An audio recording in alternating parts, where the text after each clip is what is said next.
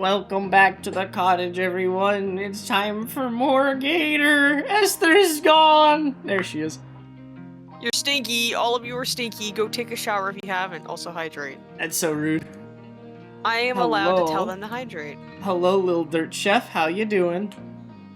Little dirt chef. Don't you judge little dirt chef. They're beautiful. I'm not judging little dirt chef. Anyways. I would never. Let me switch over to here.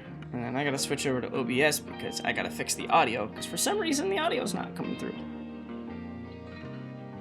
I just think it's a cool and funny name.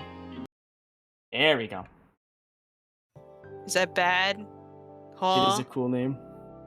I think it's a beautiful name. I think it's beautiful. Load. You know what you should play one day? The moon. Don't take my fucking husband. Select score for ending. Oh. Load. Chapters. There's a chapter select. Main menu. Load. Did I take a save before we? Yeah, I did. Here it is. Boop. Oh boy, preparing my voice. Another day, another dollar. Though this time, I pass on the mini breakfast burritos. After how bad they messed me up during PE yesterday, I don't want my stomach to endure that torture again. I never liked burritos. Probably just by the taste and stuff, but also probably because they made my tummy upset. I like burrito. I know you do. Yippee! Instead, I just got a few hash browns from a fast food joint by the metro. I idly scroll through my feed, as I usually do, while the metro jostles out my destination. Zyro, hi! How was Hello. Gorky's stream? It's been a few days now, and the strange scent of an extremely cheap deodorant and alcohol have become an afterthought. Some of the vines are actually plastic, and the flowers are little air fresheners. I forgot to turn off my Discord sounds. How could you? I'm sorry! Hannah decided to send me a message like a stinky.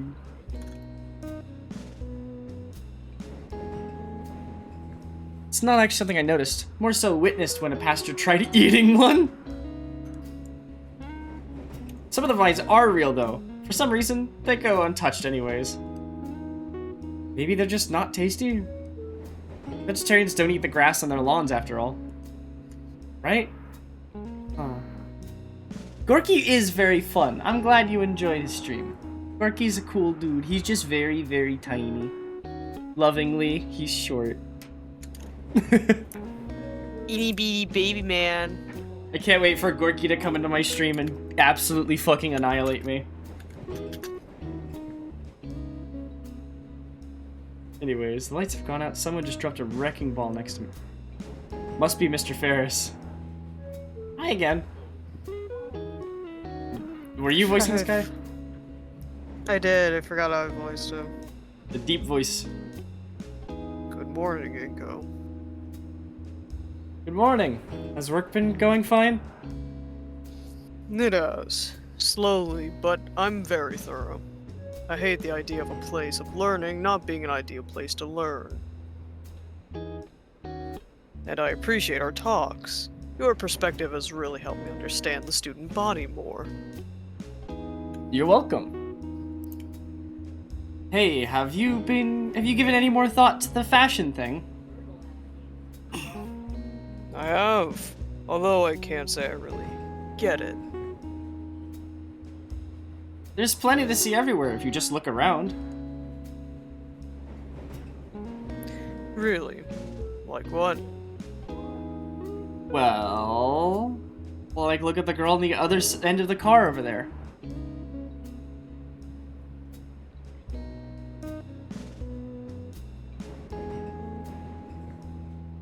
It's rather revealing. I don't think that's really for me. I love my wife. Good man. I just mean as an example.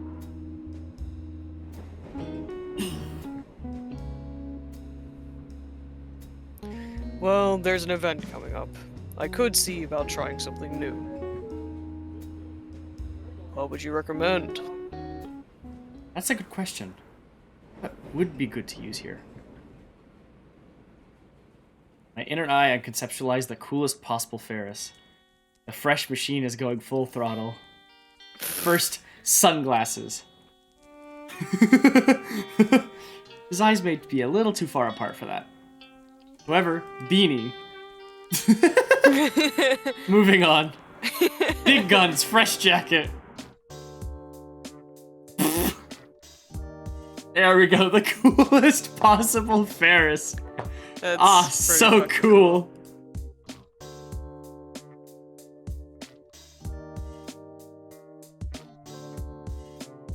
Mr. Nito. Sorry, just thinking. Why don't you start with...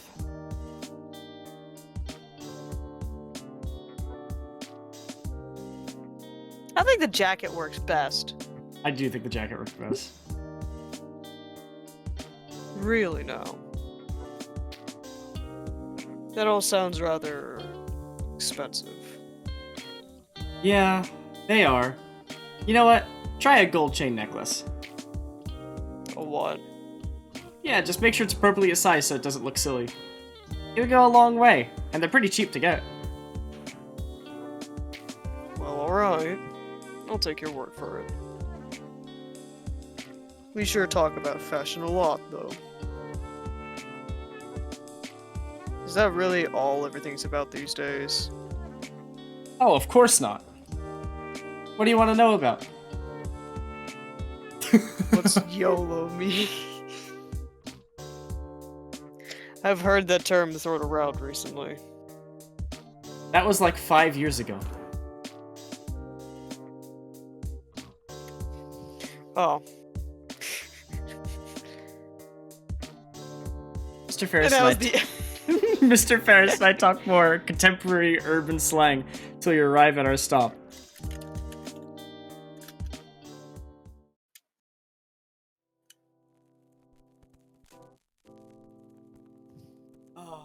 Art. It's your favorite man, Nim. Mr. I had just started talking about our first project for the class. As soon as he'd said the word, Olivia's hand had shot up. I forgot how bald we were. Damn! The gray I was eyes, like, oh yeah, we're bald. How bald are we? And apparently this bald. gray eyes sparkled with excitement, and his smile threatened to crush the perpetual frown etched on her snout. The girl vibrates in her seat as she waves her arm up in the air, trying to get the teacher's attention. I's own smile strained as he and Olivia engaged in a staring contest with one another. I can only marvel as the two argued at each other without a single word. Eventually, I won with turning off the lights and turning on a cheap projector hanging from the ceiling. And playing a safety video about paint that felt far too graphic for a school setting. I don't think I'll be able to eat barbecue for a while.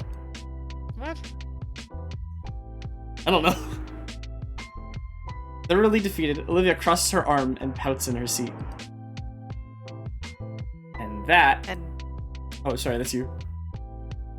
that is why we won't be using any more of those exotic materials for any project, Miss Halford. Maybe I should just skip breakfast entirely. I still don't see the problem. Once you've all had the proper safety handling course in the second semester, you'll all be allowed to use oil-based paints. Until that time, however, all the assignments will require safer supplies. Now, since we've pivoted to this, might as well finish the full video.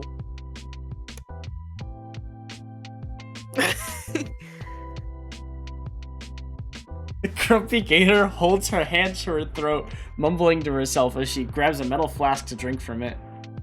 I just like the...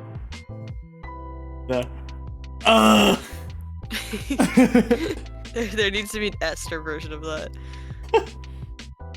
The entire display from her was mystifying, at odds with how Ben and Liz described Olivia. In fact, it kind of reminded me of... me. I can understand why, after all, I is letting Ben and I use some of his equipment in photography. That thrill of experimentation, of new possibilities. No doubt that it brings creative sparkle to her eyes. Eyes that fill with pure malice as they glare daggers my way. Oh, was I staring? Oops. Before I could offer an apology, she had already had her hands on the wheels. She rolls up to Ai's desk. She leans forward intently. Can't make out anything that's said through the video, but going by the occasional glare back, it's not hard to imagine. Crap, I really didn't mean to offend. Ai watches I'm noticing and motions for me to come forward. Slowly, I shift out of my seat and approach the desk. Alright, is something going on here? He speaks in a hushed tone, just loud enough for me to hear over the makeshift Matinee. Matinee, thank you. Olivia's telling me you're making goofy faces at her. No, I say he's been staring at me at all through class. Huh. It's weird, he's never seen someone like me. Can you move him into a different seat? Nah.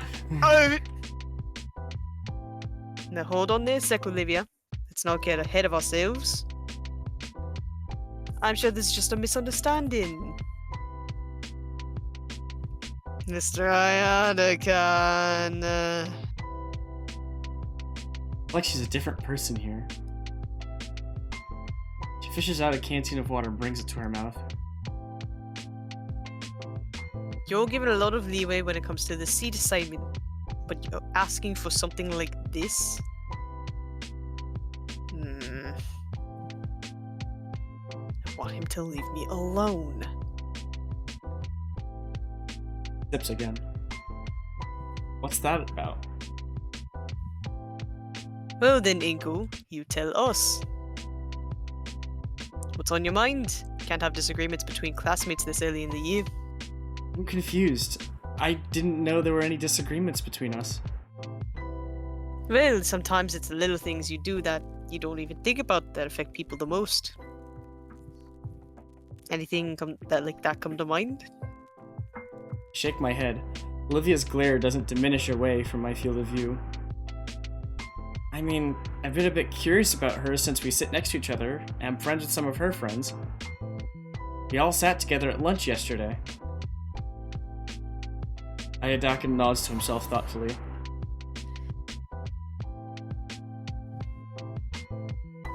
Sounds like he just wants to hang out, Olivia. Face scrunches at the mere thought. Not really interested.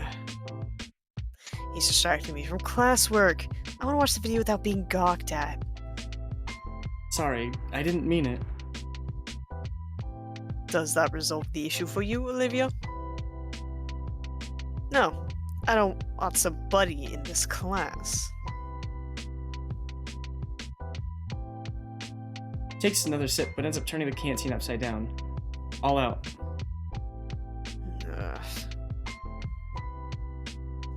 Olivia, you can go fill that up if you want.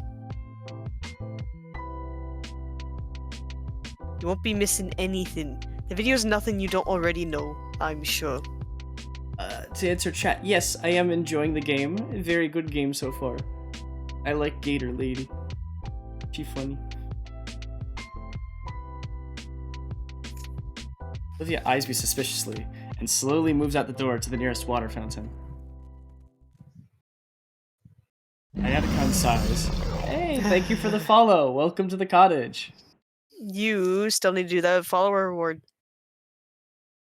I still don't know what to do for 150. Pokemans. That wasn't what I agreed on. You didn't agree on shit. True. I gotta figure out what to do.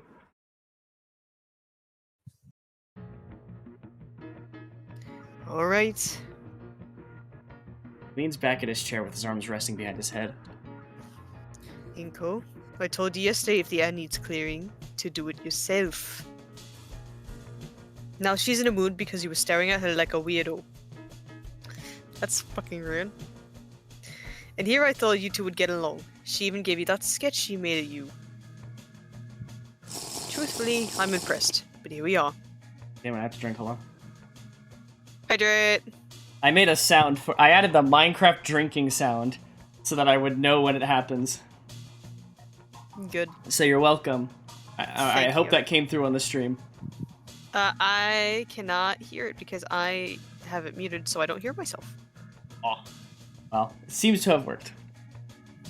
If you have heard it, please tell us in the chat.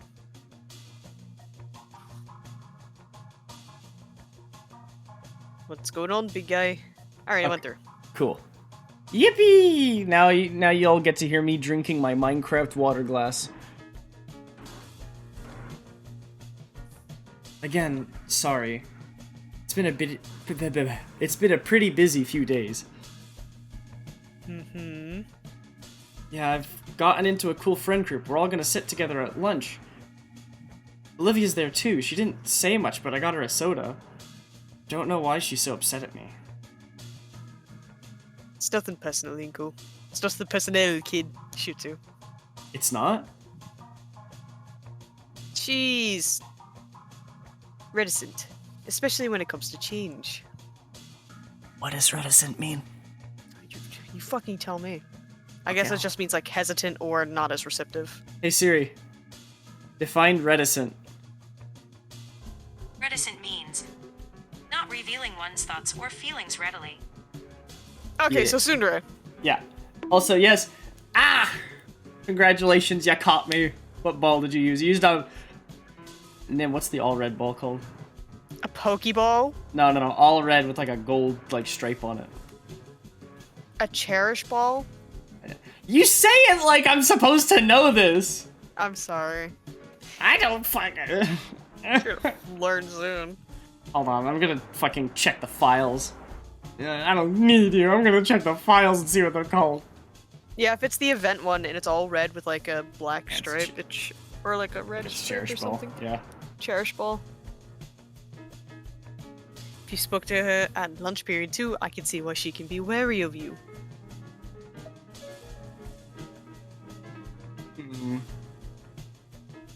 Don't mind me asking, Mr. Ayadakan. Yes. Why is she so open with you? How do you mean? Just now, she spoke more than that conversation than all the other times I've seen her yesterday. I saw the canteen, so I figured it had something to do with her voice, but it's surprising. Her water ball is the other way around. It's unfortunate, but she just rarely talks at all. Oh. And I guess she really just trusts me. I've known her since she was a freshman. She seemed to gravitate towards art and how I taught it, and soon enough I took her under my wing. But she lives with Damien. She lives with Damien, right? All good. He's at the lunch table, and she still barely talks to him. Poor kid. Hope he's doing alright. He seems to be alright. But yeah, she's distant to everyone else. So much so, I keep hearing weird things about her. Ayadakan leans forward in his chair, suddenly attentive. Is this about you gossiping with Ben yesterday? A bit. He showed up to the table and said something about her being the same after she left. Probably some drama there, but I don't want to pry. He nods. But also Liz told me some weird things too. He stops nodding. I know of her. Is something wrong? No, she just said I shouldn't get invested in being her friend. Everyone's being really weird about it, so I was curious for myself. Guess that's why I was looking at her weird. Sorry. Ayadakan rubs his temples. Assimilation. Ay. It's worse than I thought. What is? I'll put it this way.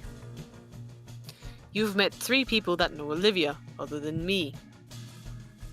Of the 3, only one thinks highly of her, and the other 2 start unloading drama on anyone else willing to listen. In this case, you. No wonder you're confused. I hadn't thought of it like that. I don't blame you.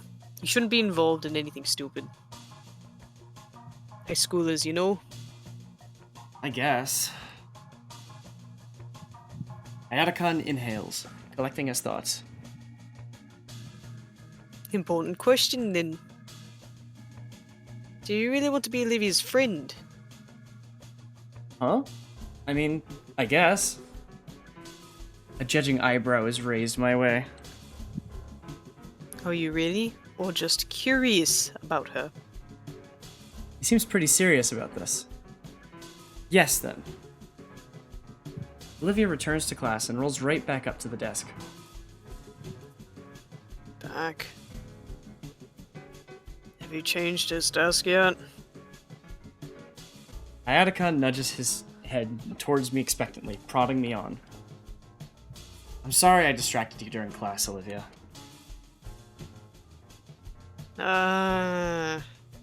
She looks to Ayataka to get a similar nod. And gets a similar nod. Sure. I mean, you're welcome. I mean, thanks. Shit. But, no, really, I don't want to be distracted. Come on now, Olivia. The least you could do is give him another chance. You never know. I don't really want to know. I get he's, like, friends with Damien, but I don't really want to, you know... Not in this class. But I'd like to be your friend. She stops and raises an eyebrow. A lot of those going around recently. I don't like how smug Mr. Ayataka is looking at me. He's like, yes, good, be friends. Yes, good. Don't be lonely. Go hug the gator. Go hug that gator. Finish the game. Yippee! So true. You're so right, Zara. Zyra. Like she was expecting this response. She looks to Ayataka for help. Actually, Olivia, I also think he'd make a good friend for you. Literally just... anger. Just like, you fucking what? Tim, I don't know how to tell you this, but tomorrow is not Flat Fuck Friday. It's Thursday.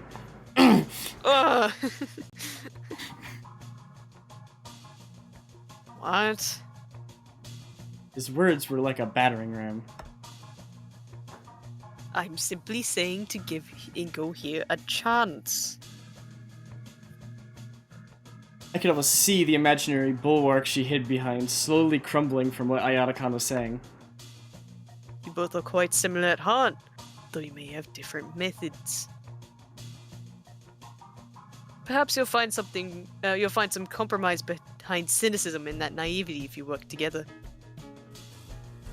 Finally, the last fragments of her imaginary fortress collapse. Olivia can only look at the art teacher with timid confusion painted across her features.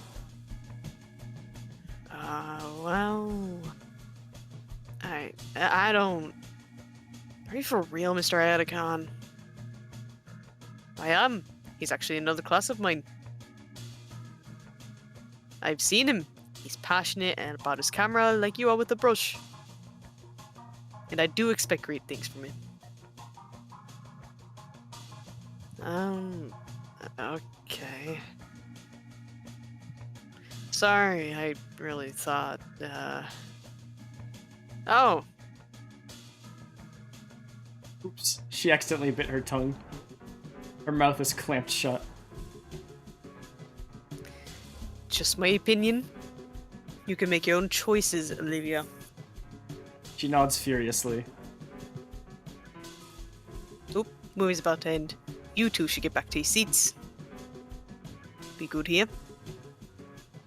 Olivia side-eyes me again, then nods once more. Alright. He motions for us to skedaddle. Olivia backs away to her spot. Thanks, Mr. Iadicon. For what? I just gave an opinion. I'm serious. It's up to the two of you if you want to be friends. Don't screw it up. I'm trying. He waves me off again and gets up to flip the lights. I get back to my seat and stare absent-mindedly at the projected screen as I digest Iadicon's words. He said he only gave his opinion, but it seems like he also gave me an opportunity to take the right steps in connecting with Olivia. And with what he said about her being passionate with a brush, it's got me even more curious about her artistic prowess. Speaking of whom, notice that she occasionally gives me a side eye. I don't think she could see my eyes due to the dim lighting combined with my shades. Why do you wear fucking sunglasses in the fucking school? I know what my teachers are talking about. They're fucking right. Dude, I remember freshman year of high school, I was in marching band and we were coming inside from our practice. We were heading in to put down our instruments, take a quick lunch break, but we had to talk over a few things first. So my band director gets tired. It's like, all right, come on in, sunglasses indoors. As he stares at one student who's just wearing sunglasses, he's like, take those off. You don't need them indoors. I'm like, Jesus Christ. Dude just interrupted everything he was saying. Sunglasses in stores. No, dude, literally just literally, I shit you not, he literally was like, come on in, everyone gather around, sunglasses indoors! No, because it seems pretentious to have sunglasses while inside, when, wearing them. It kind of is. Look at how smug this bitch looks. It reminds me of, the mewing trend, where, you pay so much attention of trying not to speak. No. It's seen as just... There's a trend, basically.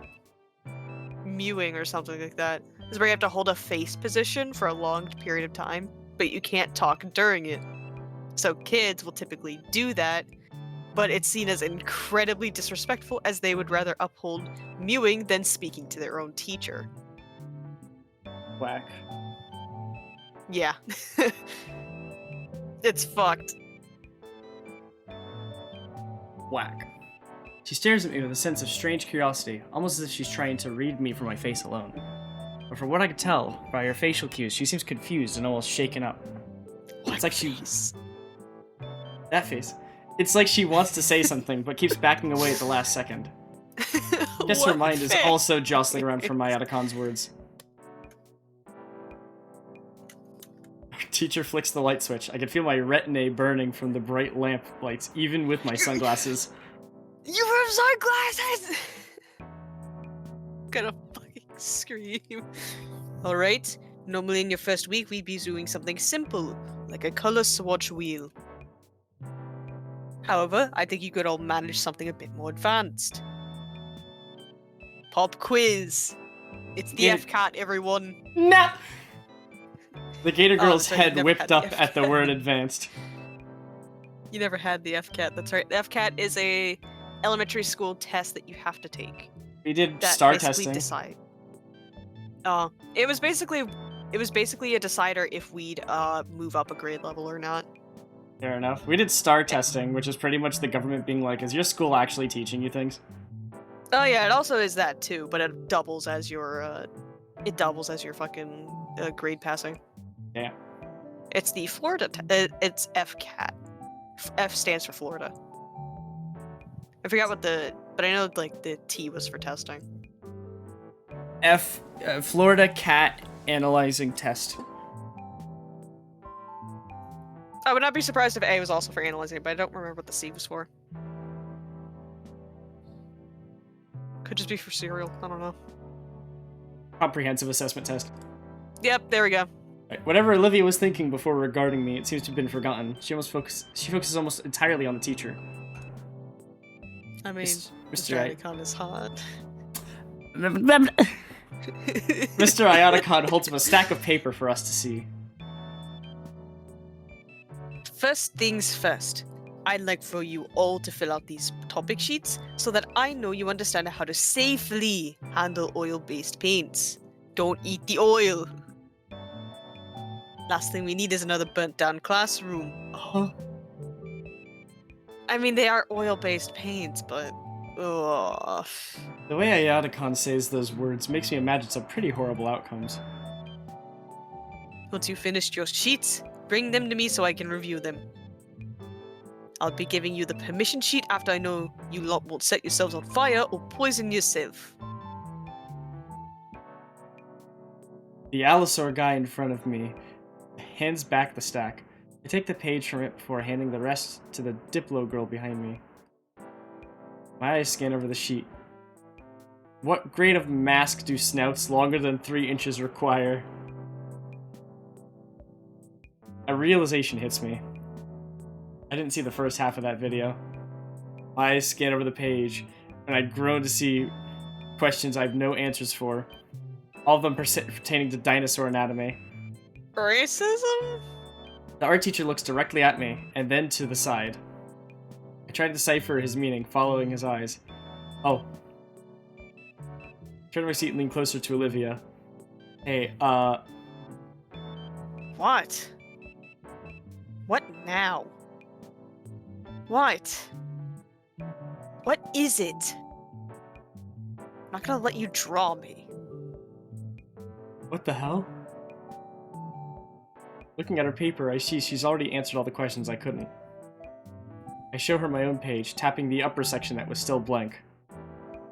Olivia groans and looks at Ayataka pleadingly.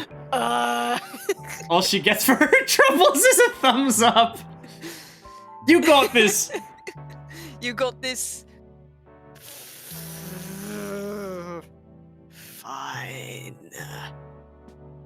Fine. Fine. Here. She holds out her sheet for me. Wait, isn't this cheating? The art teacher wouldn't... When did he get to his desk? Why does he have a sleeping mask?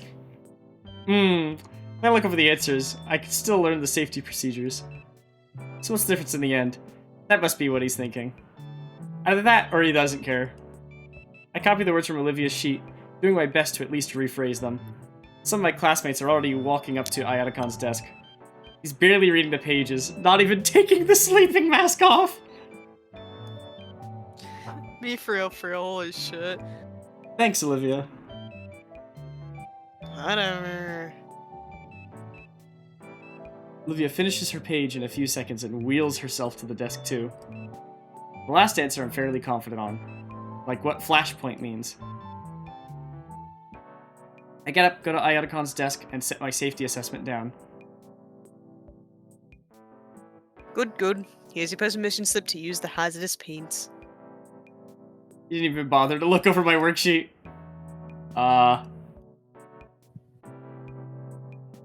He lifts the eye mask from his face and looks at me with one eye. Ah!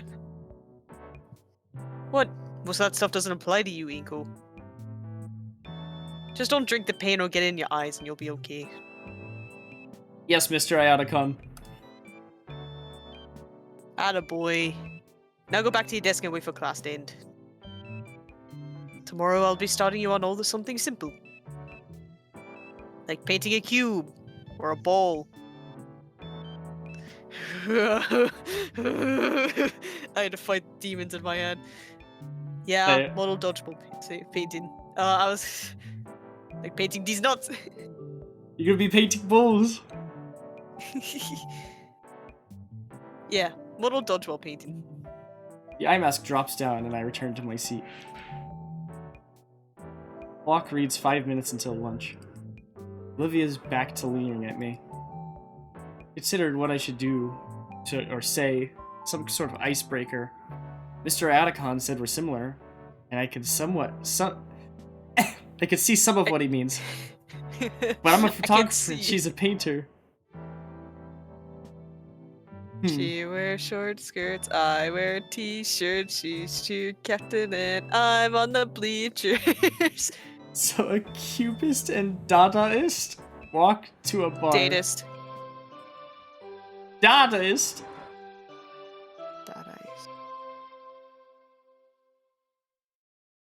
Dadaist. Okay. Sorry, sometimes I need a bit to understand words. I didn't even know what it meant. I don't know either. Heard the word, forgot what it meant. Ah! Oh, have a good lunch now. the bell scrambled me. The moment the bell rings, Olivia shoves most of her things into her backpack, not caring if her notebook gets crushed. Once she zips up, she races out of the classroom. Guess she doesn't want to get caught in the chaos of the lunchroom stampede. God, I could not bear dealing with my high school's lunchroom if I was in a wheelchair. Dude. Fucking hell. No, Dude, the 'cause lines were awful. how many kids do you have in your high school?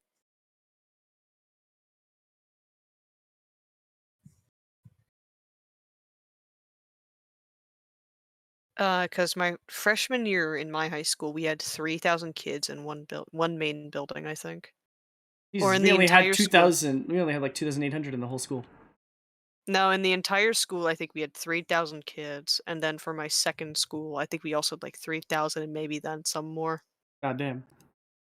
Cause Florida is like highly populated, especially the area I'm in. I managed to avoid getting stuck in the frenzy by shuffling along the wall a long way around the lunchroom.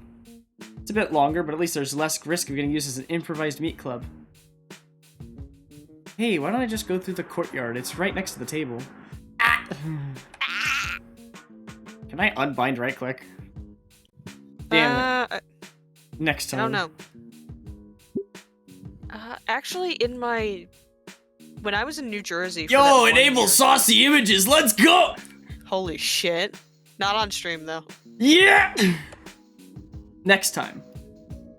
In my New Jersey school, we had about 1,500 kids, like 1,500. That shit rocked me to my fucking core.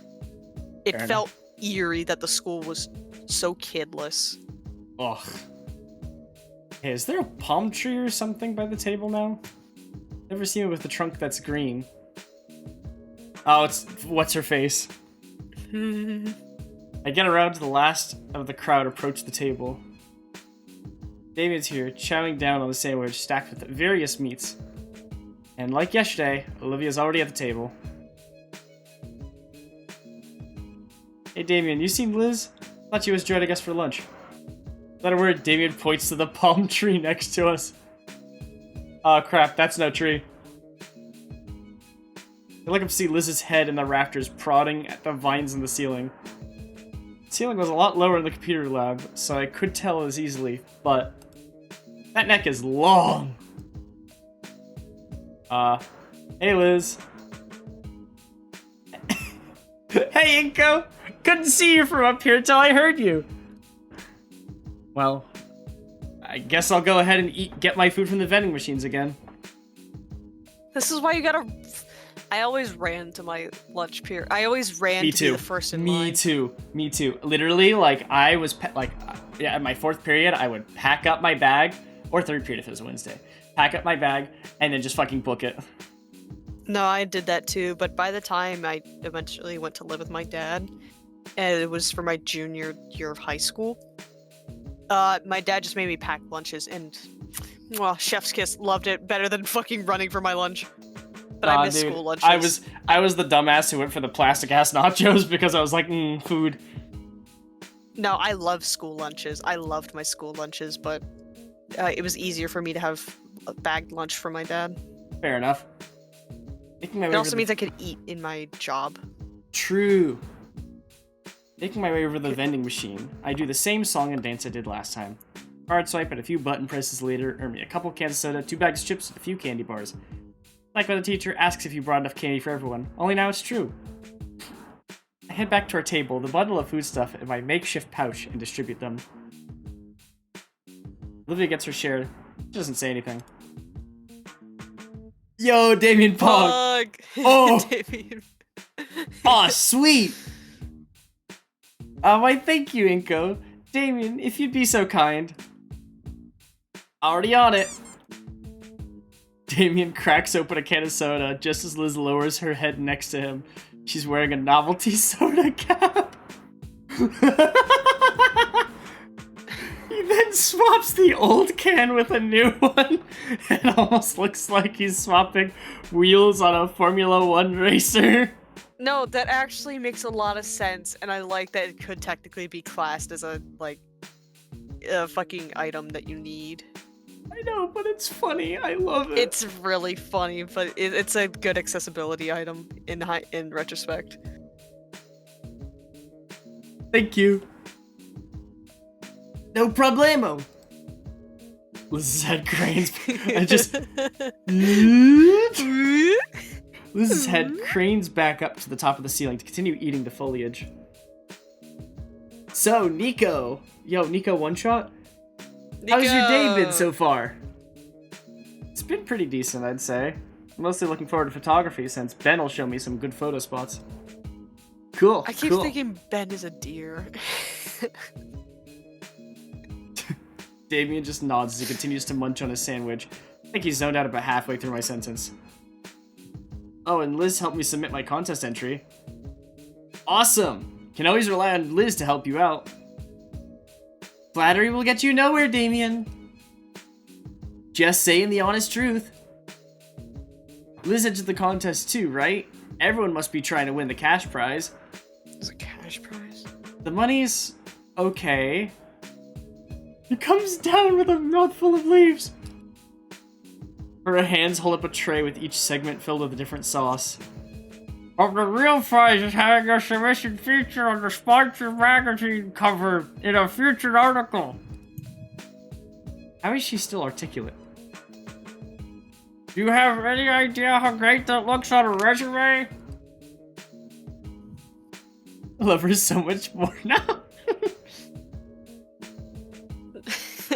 Liz is honestly such a fucking mood. Heck, I could probably even get a scholarship with that alone. Whoa, you really got this planned out. What did you submit? Takes a moment to swallow her salad, then shares a huge grin. I submitted my best digital art piece. Oh, what is it? Here. The tray is set aside so she can bring out her phone to show Joey and me her entry. It looks to be a village townhouse piece, very rustic and classy. It looks pretty good. Yo! Dog!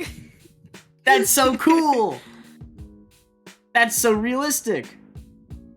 Thanks. Took me about a week to really blend some of the more fanciful elements into each other. Based off my grandfather's home from the old country. This is amazing. You can't even tell the whole thing's digital art at all. Damien grabs hold of Liz's phone and turns it towards Olivia. Hey, Olivia! She jumps up, having been suddenly made relevant to the conversation she was just spectating. What? I'm not giving these chips back. They're mine. Huh? I was just gonna show you Liz's entry. Olivia narrows her eyes and leans to see the image on Liz's phone. She then looks up, gives Damien a quick nod before returning to eating her chips. Damien's smile falters at her minimal response, though he's back to his usual grin as Liz takes back her phone. Wow, Liz, I didn't know you were so into digital painting. That looks great. Do you plan on becoming an artist after graduating? Aw, thanks! Well, no, I don't plan on being an artist per se. The plan is to be an antiques dealer, specifically with the art. What's that mean? In him. Yeah. Ah!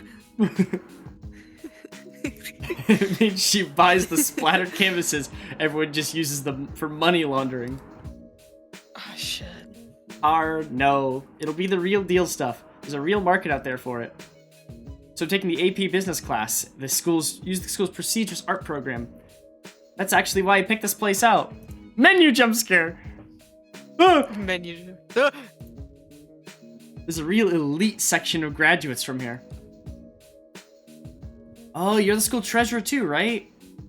Sure am. I'm doing everything to make sure I'm ready for the real deal. I do love painting though, and it's just not an ends to a means. You can do both. True. Maybe that's why I want to get into trading. I can get the right people to the right art they need. Hi, Nikki! Look at her long ass neck. I will say, after watching an anime that like properly teaches you of why certain animals, like why certain fantasy animals can't exist, I fear for the size of her heart and her circulatory system. Right. Because if it's not like a giraffe, she would be dead. I'm digging the hat. Why is one human? So she needs the hat to drink because her neck is so damn long. The human is us. We're Inko. AKA incognito. Yeah. Screaming. We're trying to hug the gator, Nikki. We're trying to hug the gator. We want to hug that gator. You missed the hot professor. Oh yeah, Soldier TF2 as well. We're not gonna talk about him. We're not gonna talk about Soldier TF2 in this fucking game. No, we're not gonna Dexter fucking talk and about. Mandark. No, I refuse to accept. Them sock puppet is awesome. Sock puppy. It's a little baby man. Look, little baby man. Little baby man. Hold on, we gotta feed the little baby man. Sorry, I'm high, puppet. I like sock puppy. Oh, thank you. That's very. Sock puppy does go hard. Nim's awesome in general. You're too sweet. Stop it.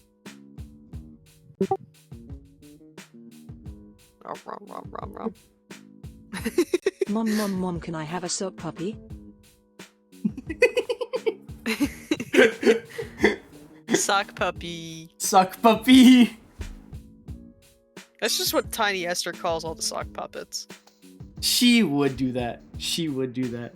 I want to imagine, like, in her free time, she just has, like, tiny little sock puppets. She's, like, recreating the stream. She's, like, recreating the stream. She's like, sock puppy. Sock puppy. She has a little, Tiny Esther has, like, a little, you know, like those puppet, sock puppet stages where you have to sit behind the, sit behind a box entrance. That's what Tiny Esther has. Love it. That's very thoughtful. Huh. I should start thinking of my future more. Wonder what Olivia thinks about this. If it even interests her. Damien is just exaggeratedly nodding his head up and down. yeah. No, I want to imagine it's like, yeah. I imagine it's like head banging from like metal, like you're banging your head to music. He's agreeing with Liz or head banging to some tune playing in his head. Yeah, that's right. Huh? I look to the side to see Olivia staring down at the bag of chips, pensive. I guess I'm not the only one who's worried about our long-term plans after school, compared to Liz. But we still got the whole year left. What about you, Damien? Don't really have a big goal set. The only reason I'm here is because it's the closest school to our home. Damien, you know I keep telling you about planning ahead. I know, but I like to keep my options open. So what are you doing in school? I just picked out any class that seemed interesting to me. Mood. Power to you. Though I gotta say, home economics is pretty fun. I get to make food in class and eat it too. We didn't have a home economics class at my school. We had a culinary class in my freshman jealous. school. I was really into cooking back in high school, and I never got to really fully learn because my mom only cooked vegan food, and I wasn't vegan. So I didn't know what I was doing. I was just kind of like making random shit. Fair. In my, from what I heard from the culinary students, their final project for the end of the year, in order to pass their grade, apparently, you had to make like a full cake. Dude, a full cake? I can make a full cake! No, it's like, that's from what I heard. But there was like a whole bunch of like cool classes. Yeah, it's kind of typical, I think, at least from my area. Sad there was no home economics class. Yeah, we have culinary classes down here that you could take in high school. I wish, dude. I wish. Shout out to my fucking junior high school year. I could have learned Mandarin, but my dad said it was too difficult for me. I learned so he wanted me to Mandarin. take French instead. I learned Mandarin. I took Mandarin for 2 years. I was gonna take it for the 3rd year, but my class got in the way. Or no, I was gonna take it for a 4th year, but then my class got in the way. I took French, and then COVID happened. Understandable. From learning skills in a class like that, you'd be a perfect husband. Yeah! Wait, what? High schools in America are so wild to me. Not wrong. It's a wild system. There is a lot of wild classes you can take. And back in middle school, I think 7th grade or 8th grade or something. Went to Catholic high school. That's a whole new. Never went to any religious schools in my time. I went to Jewish school at one point. I learned how to sing the alphabet in Hebrew. That's also, I went to a Jewish preschool. I went to 2 Jewish preschools. The reason why I went to 2 is because the first one I went to, it was March 23rd, it was my birthday, and it was another kid's birthday too, but they only knew that it was his birthday, and I was like, it's my birthday too, can we celebrate? And they were like, we'll celebrate yours next year. I'm like, what the fuck? That's fucked, but I get that.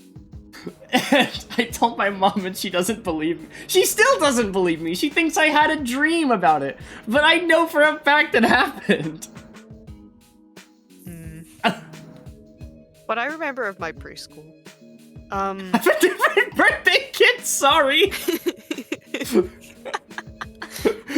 Born wrong. In my preschool, it was a special preschool where it was not only a preschool, but it was a school where you can go all the way up to the 12th grade. I don't know if it's still around today. I've heard of K through 12, but not pre-K through 12. Yeah, pre-K to 12. Damn. And your birthday's on February 20th. Are you talking about Nathan? Are you talking about him? Leap year, baby! Don't judge him, he's 6 years old. He's born different, can you see it? He's 6 years old, leave him alone! Leave him alone! Leave that little guy alone! Leave that little guy alone! Arnar! Arnar! Bingar! Clear! Arnar! Chris and Martin have me saying Bingar! Bingar! Wait, did you hear about last thing and then I'll continue the game, but did you hear that it's like Polish or Norwegian? I think Norwegian? It's either Polish or Norwegian Bluey. When they address Bingo, they call him they call her Bingus. You're kidding me, Bingus? Like Bingus. Do they really call Bingo Bingus? Yes. Bingus. Oh, my stomach. Hold on, I have to find it. I have to find it really quickly. I need justice for Bingo. Apparently, Bluey's getting cancelled, which sucks. What? Yeah, Bluey's gonna be done soon. Not canceled, that's just done. Well, no, the show's being cancelled. Why? Well, it's because from what I heard, or at least the articles that I read, I might be completely wrong, so take it with a grain of salt. That there's not been really many episodes made since like what 2001 or not? No, 2021. a lot of episodes have been made, including a game. I know the game, but I guess the article's fucking lying to me.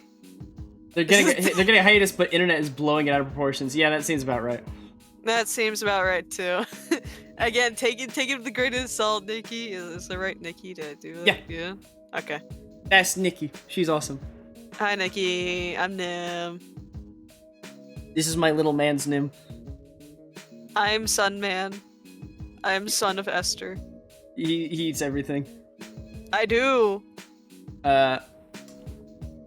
Don't ask him about the boiled steak. From learning skills in class like that, you'd be a perfect husband. Yeah. Wait, what? What? Well, now I got it. Huh? Wait.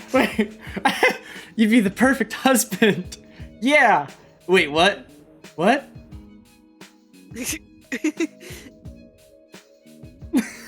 Hi, Nim, son of Mister.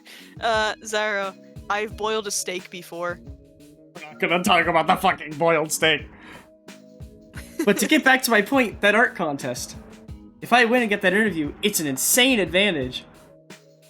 I'll say. Why? Because I wanted to see what it would taste like. Turns out boiled steak cooks a lot faster than doing a proper cooked steak. How? I boiled a steak. Simple as the word is. Who did crafting food in 7 days to die? I mean, it's quicker to make than fucking frying a steak. I'm not kidding. Interesting. By the by, Olivia, did you submit something for the art contest? No. She looks away, slightly deflated. No. Really? Oh, crap, I might have a chance then. Hey, Liz, that sounds a certain way. Ah, sorry, I didn't mean it like that. Olivia rolls her eyes and merely goes back to munching on her chips. I can imagine it's all chewy and rubbery, fucking inedible. No, I actually ate it. It was pretty good. But then again, nobody trusts my taste standards. You microwave your eggs. I like my microwaved eggs. Mr. Atacon says you're really into painting. And I really like the portrait of me you made. Whoa, she what? Damien Bug! Her suspicious leer is now replaced by a murderous glare. Yep, lunch is the perfect time to eat my feet. I haven't actually seen any of her real work, only something she'd done out of boredom. Olivia's eyes close as she inhales deeply, the air of neutrality returning to her once she reopens them. She looks me up and down again, as though something will be different this time. Can't. What's that mean? Besides, even if I could, they're gonna be looking for the best artists here, so you gotta show that to them with how good your art is. She draws porn, doesn't she? Yo! My girl! Nim. My girl! She draws porn, doesn't she? Oh my fucking... Oh my god. That's my girl. She's if the porn we were artist. on stream. If only. You know what, I'm Nim? gonna look up some images later. No, I was gonna say, just for you, I'll save whenever it gets the naughty images. Yippee! She's based. Drawing porn is based.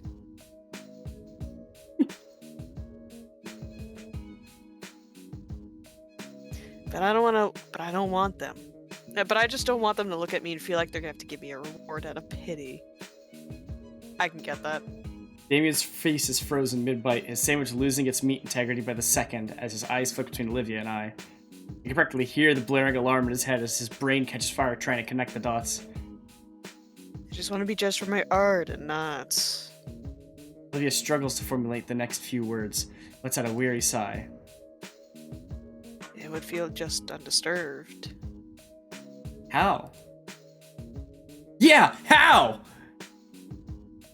Damien, shh. He's so sad. Has that ever happened before? People really do that? I bet more than anything they have done it.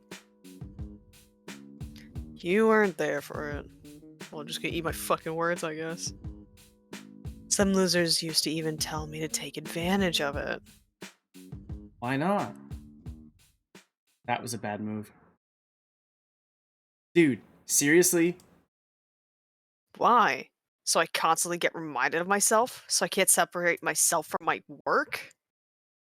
So I can get complacent being worse so I can eventually rely on it? So the playing field can be even. That's a lot all at once.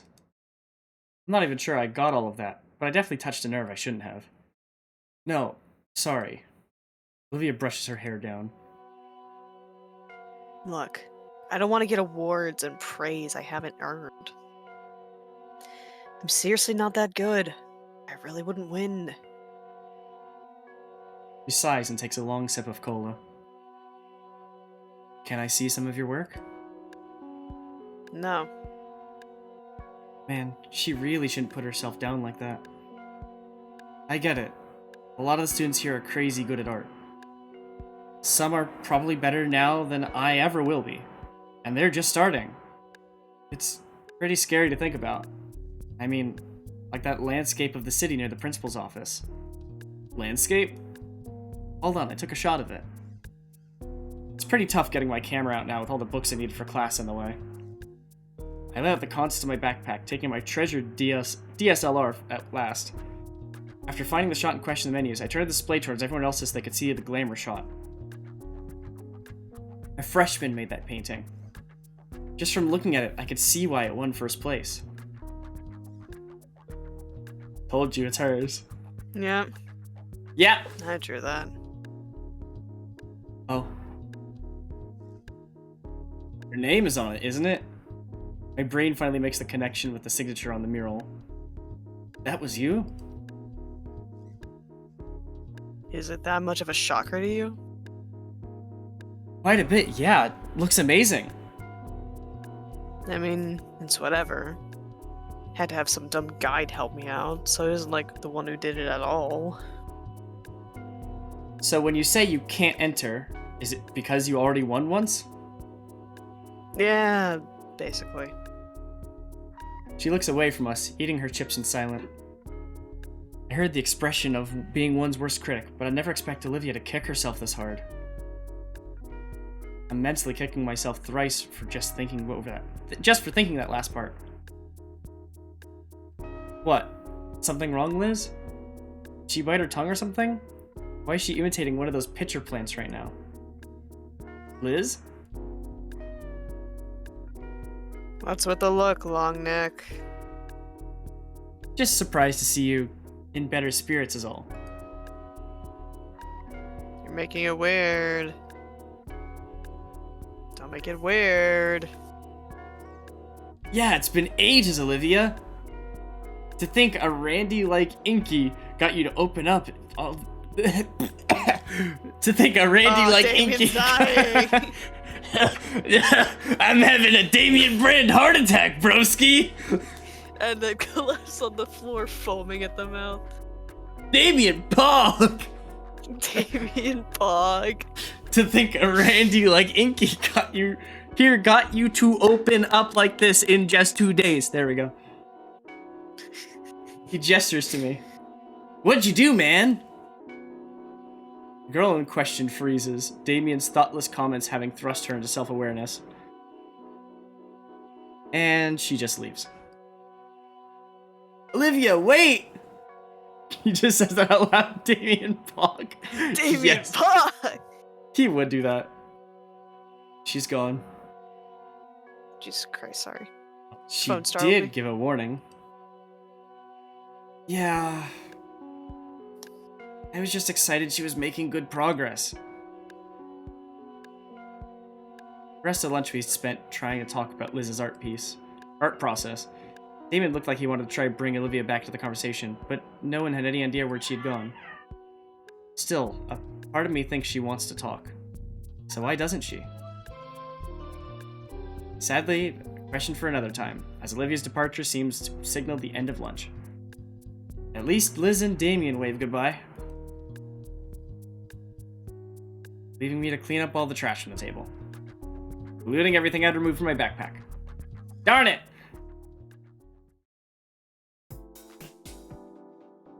Photography class comes and goes. Since we're partners, Ayatacon gives Ben and I the green light to walk around the campus.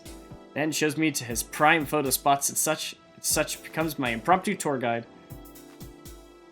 It's actually pretty neat to see parts of the school that I haven't explored until now. Places like the music hall, the recreational pool were the most interesting to see. There he is! It's Holy the man's! Currently at the courtyard. Ben points out the views of outer landscapes around the school. Hey, Nim, guess what? Jump scare. No. No wonder why Ben was so eager to show me these. These views are impeccable. But while he's explaining the image he has in his head, my mind still wanders back to Olivia. Wonder what I did to make her express herself so much. Bricks. Throw bricks. Brick! Throw brick. Hey, Zyro, I bet you can't catch me with a Pokeball.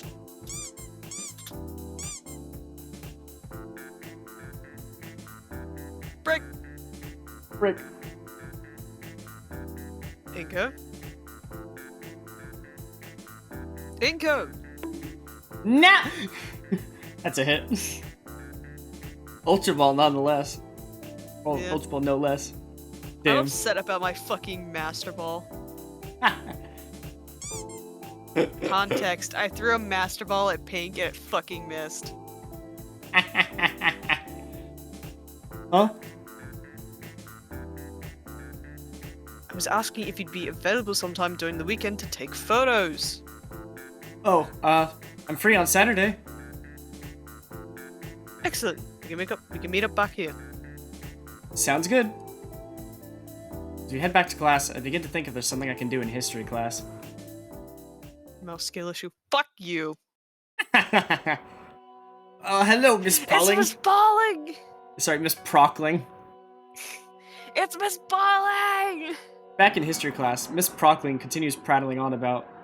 And after a fine... Oh, was it you or me?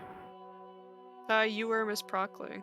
Okay. Fuck me yourself, coward. I'm gonna catch you. I'm gonna wrangle you with my puppet mouth, you little shit. Sorry, Zyro, this little man's taken. I am.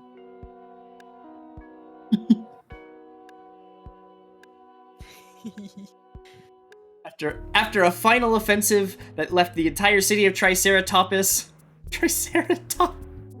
Triceroptus. Chthonian. Thank you. The Chthonian... Hegemony. Or hegemony. The Chthonian hegemony was defeated, bringing an end to their crimes against both dino and humankind. Why has it got to use such big words? With that, the Dino-Human War came to an end, and peace was finally declared after 10 years of strife.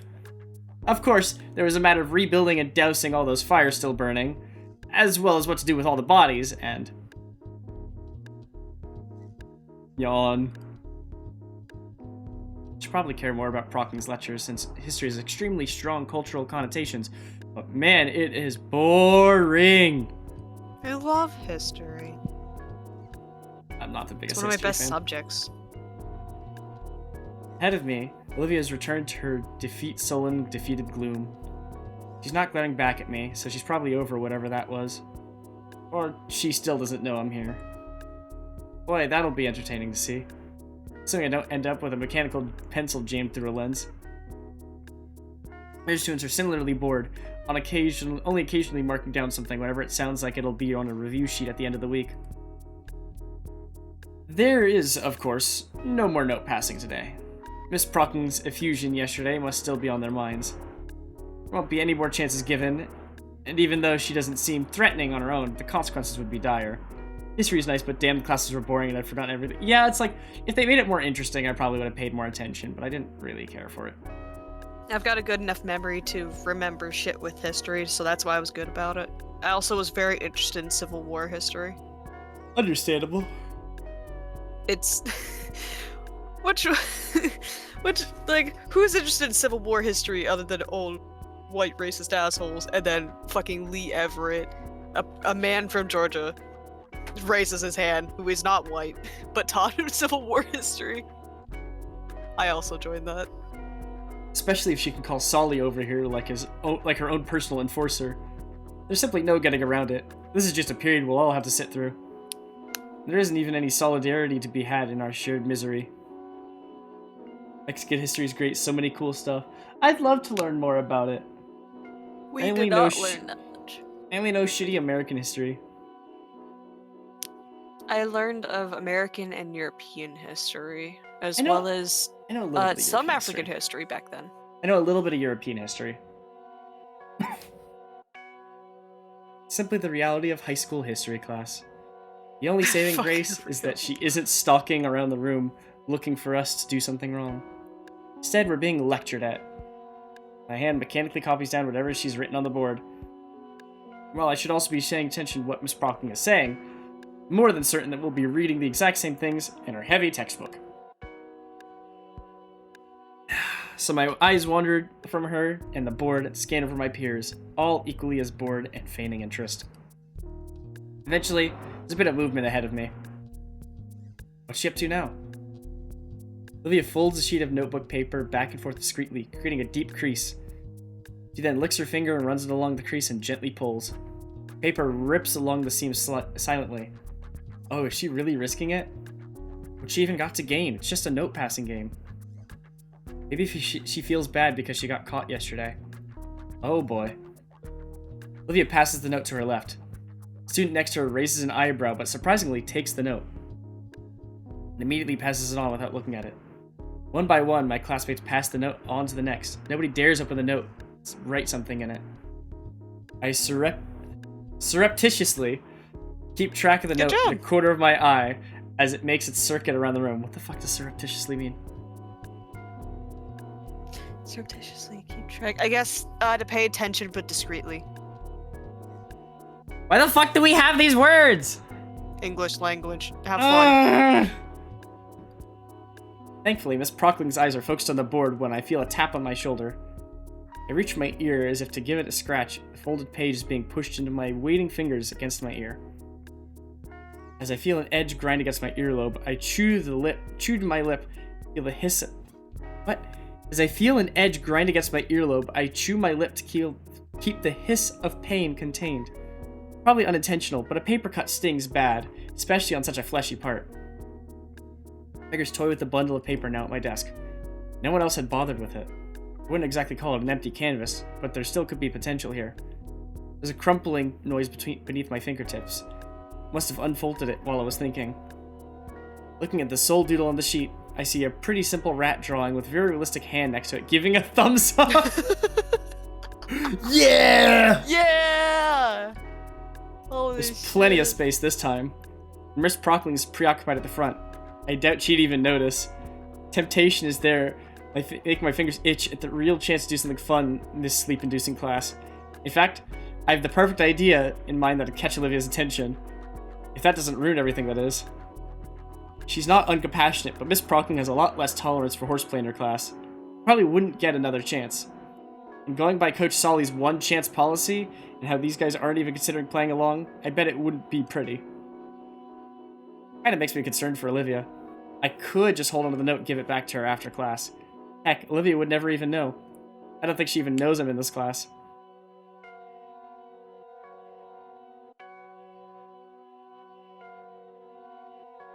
Gotta draw her on a half pipe.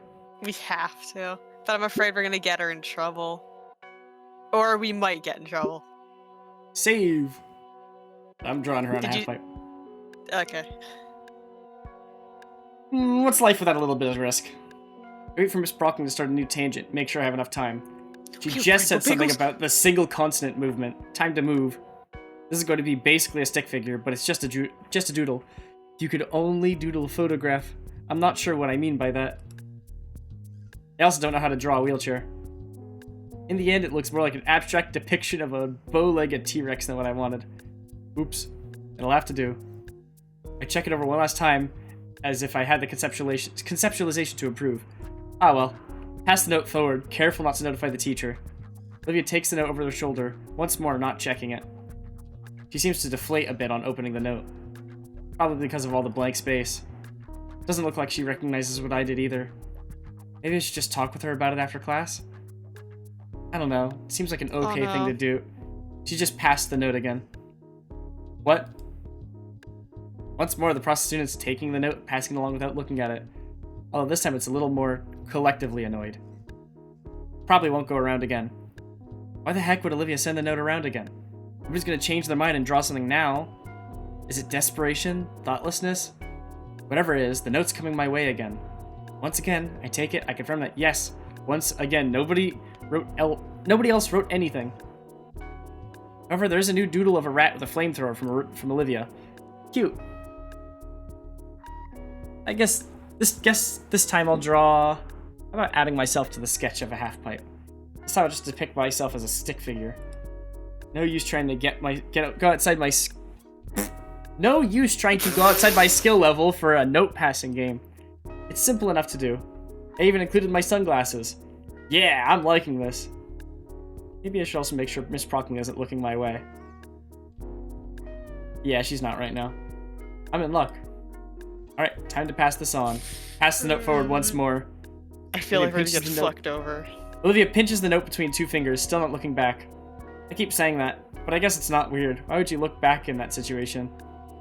She checks the note and looks a bit down again. She glances up to the corner I'd drawn in. A crack. I knew it. Nearly fought out of my seat from the sudden loud noise. There's a moment of unwavering silence before a voice speaks up. Miss Halford! Oh no, I knew it. I fucking knew it. The girl in question shrieks in her seat in embarrassment. You. Come on, we gotta take it. We gotta take it. Them? Yeah. Sorry, Miss Prockling. I saw a spider. Miss Prockley simply sighs, muttering to herself and turning her attention back to writing more notes on the board. She turns her head back slowly, just enough to be able to make eye contact with me. While she eyes me with judging contempt and curiosity, I see her hand is tenderly massaging the tip of her tail. Looking at the floor, I think she managed to chip the linoleum. As soon as Prockley turns around and continues teaching, Olivia scribbles something down. She turns to look at me once more, hesitating, then flicks the note in my direction. It completely misses me. Try to catch it midair, but end up slamming my face onto the desk to get it. Oh no. Mr. Nito, what was that noise? I palmed the note to my sleeve, strained to keep my injured eye open. Teacher probably meant the foot stomping. I, found that spider, Miss Prockling. Teacher grimaces. That better be cleaned up by the end of class then, Mr. Nito. Yes, ma'am. I breathe a sigh of relief as my excuse weathers Miss Prockling's stare. She turns a few pages in her textbooks lying on her desk, instructing the class to do exactly the same as she searches for something. She's distracted. I can finally see what Olivia drew. There's now a surprisingly detailed dodgeball whizzing towards my stick figure's head. I want to be upset, but I find myself admiring her motion lines.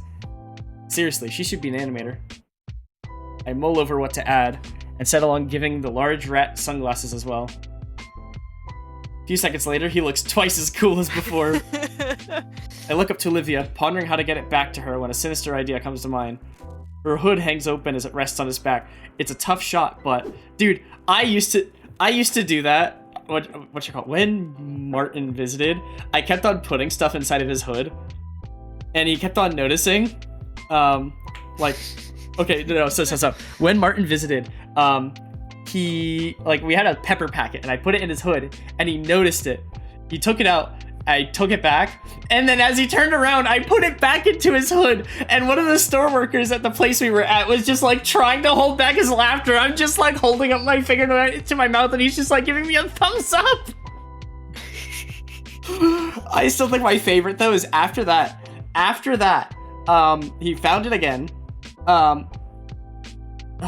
He found it, chugged the pepper because he was like, no more of this shit. Disgusting, by the way. And tried to throw it away. I grabbed it, handed it to Chris, who I was like, you got this. He puts his hand into his pocket, the little hand pockets on the front. Yeah. He puts his hand into Martin's pocket and holds his hand while dropping it in there. And Martin's like, what? And he's like, what? I just want to hold my boyfriend's hand. And then when we get back to the car, I'm like, hey, Martin, you should check your pocket. He reaches in, finds the pepper pack. He's like, oh! Oh, that's fucking great. Chris just with a big grin, just like, Anyways, I used to put stuff in James's hood as well. Oh, that makes sense. It's funny. You find it a bunch later. Alright. Bingo. Olivia scratches the back of her neck and finds the note. She looks back with squinted eyes, judging my intent and scanning me for foul play. She mouths something at me, a question I think, but I'm not the most apt lip reader, especially when lips are thrice as long as humans. Still, she unfolds the pages, and seconds later she's already added a new sketch and folded it up. The note lands neatly on my desk this time. I inspect the latest edition. More rats doing decidedly non-rat activities. Okay, this is great. I'm glad we continued this. Putting stuff in the hood of your friends' hoodies is peak funny. I agree. If any of y'all wear a hoodie around me, and I have something funny to try and put in there, I definitely will try. If I remember. I'm also very stupid. Oh. Wonder what she'd think of a cat this time. Continue passing the sheet back and forth, adding new sketches and adding to others. My fingers are starting to tire when Miss Prockling addresses Olivia. Alright, Miss Halford, you may leave now. Everyone else, you may take the last 5 minutes to start on your homework. Olivia takes her time to pack away her supplies, occasionally glancing my way. Gone is the paranoia. It's now just become plain confusion. As if I'd play a doodle game with her. Even as she wheels out of the room, I notice her eyes still on me. I give her a wave of goodbye, and she seems shocked by that, turning her head and finally passing through the doorway. Right then. Homework. Ah, crap. It only now occurs to me that there's a pretty good reason why the teacher doesn't want us slacking off during class. For the last 5 minutes, I tried to speed read the second chapter to its entirety. Failing to get any good information to use for today's homework, I resolved just checking online for a lecture that's not as boring. Understandable, me too. Maybe one with some good animation even. And the rest of us are finally excused. I realize I've still got a page full of doodles. Considering the stuff on it, I feel like it'd be a waste to just toss it away. I decide to keep it, slipping it into one of my binder's extra plastic sleeves. With having safety packed away, I shoulder my backpack and exit the room. Can I see it? Can I see doodles? We're never seeing it. Oh, I want to see the rat. No rat. Rat. No rat. Oh. Man, now I get why Olivia gets to leave some classes early. Halls are so packed chaotic once class ends. It always end up being pushed around by rowdy students heading towards their next classes. Once school ends, it's even worse. When I saw it yesterday, it was something else. The word riptide comes to mind. I ended up just waiting for a few minutes before the flow to die down. It looks like that's just going to be my routine from now on. I passed by a few more art displays on the way to the stairs back to the first floor. This isn't the art wing, but there's still a bunch of displays up. Maybe there simply isn't enough space? Something presses into my chest and lurches me to a stop. It's Olivia, holding an arm out to stop me. Oh, it's her! She's still staring at me, though less suspiciously. Her jaw is open, but no sound comes out. She realizes her hand is still out and retracts it awkwardly, indecisively darting between her hoodie pocket and her armrest. Is she expecting something? Oh, the note maybe? Hey, You could have told me Huh? that you were in Miss Prockling's class too. Could have mentioned that. Sorry, guess I was sort of aiming for a bit of a dramatic reveal there. She brushes her hair aside. Well, whatever. Later, I guess. Why did you stop me out here? She stops her chair mid-turn, with gray eyes contemplating the dirty floor. I don't really get you. Olivia's eyes turn back to me, and now I can see the nervousness in her pupils. Why do you care? No, the crunchiness! Alright, we're gonna have a crunchy break. Crunchy break! Beefy stew. You get to hear Nim saying, ow.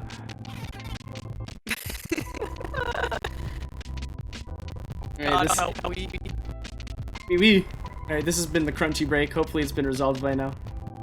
Hopefully. Crunchy Nim. Crunchable. God, was I crunchy? Why Oh, indeed? fuck. Well, I guess the main reason is I want to be friends. With me though? Sure. Those tiny moments in which I saw the Gator Girl hyper animate come to mind. I can't help but smile. Jump scare! Those small shadows of just genuine feelings. Shows. I think Mr. Iadicon was right, honestly. Olivia hums in disagreement, finally turning away. Ah, crap. Maybe that was too forward of me. I swing my backpack around so I can reach inside it. I, still have that note. No.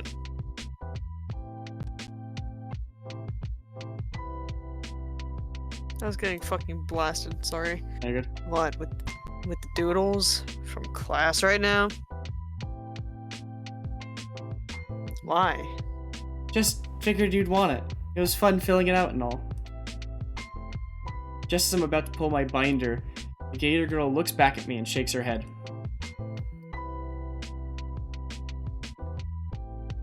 It's just doodles. You can throw it out. Keep it. If it's so important. The briefest second, I thought I swore. For the briefest second, I swore I saw her mouth form the tiniest smile. And now she's back to looking neutrally at. Huh. Didn't notice the school had elevators. Why don't more people use it? She flashes a key from her pocket. So that's part of her accommodations. Makes sense. By now the hallway is cleared up a bit. The elevator arrives and Olivia rolls in. She moves her arm to push the button and jams the key in some slot.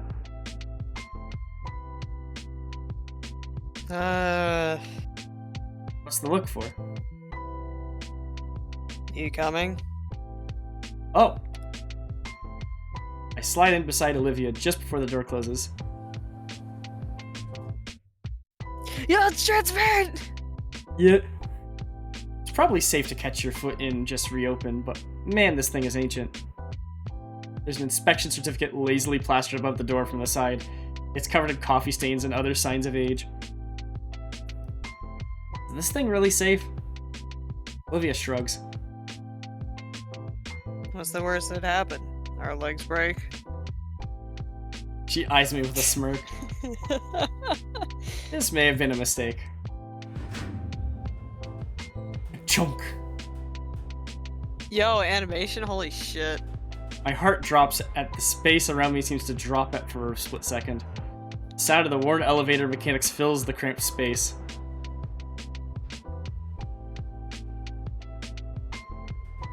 How slow is this thing? I look over to Olivia. She uses this thing daily. Surely it normally runs smoother. Her mouth hangs open, slightly open in an amused grin, watching my sudden onset claustrophobia. Relax, dude. This is normal. Alright, this is normal. This thing is just jostling around like it's gonna drop us at any second. It's completely normal. We reach the bottom, the doors plunk open, and I practically fall out. Olivia casually rolls from behind. Somehow I sense it's with a degree of superiority. Anyway, see you later. Oh. Alligator! Oh, yeah, see you. Olivia rounds the corner and I'm left by my lonesome. My senses return to me and I start making my way to the metro station. Yippee! Rose's been riding the train all day. Yo! As I make the journey home, it strikes me how much progress I've made with Olivia. It's definitely still in an awkward phase, but I can see that she's opening up little by little. It started becoming amusing seeing her get confused by my friendly gestures. All in all, I got a pretty good feeling about this. Liz and Ben sure were overreacting, though. I'll be sure to tell them all about it. Water! Well, Water. what?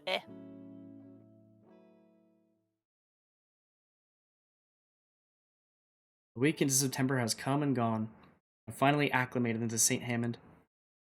Things have been going pretty smooth lately, if I do say so myself. Over the past I do week... say so. Oh! Over the past week or so, I've been getting more and more used to my new friends, learning new quirks of them daily over lunch and in our classes. Like Olivia's penchant for tail whips.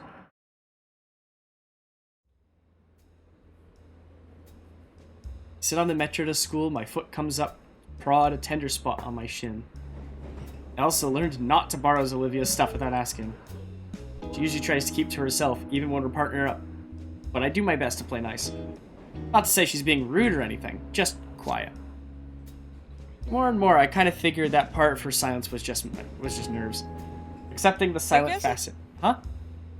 I guess it's just been some time. Yeah. Accepting that silent facet, I think we both found a small understanding between us.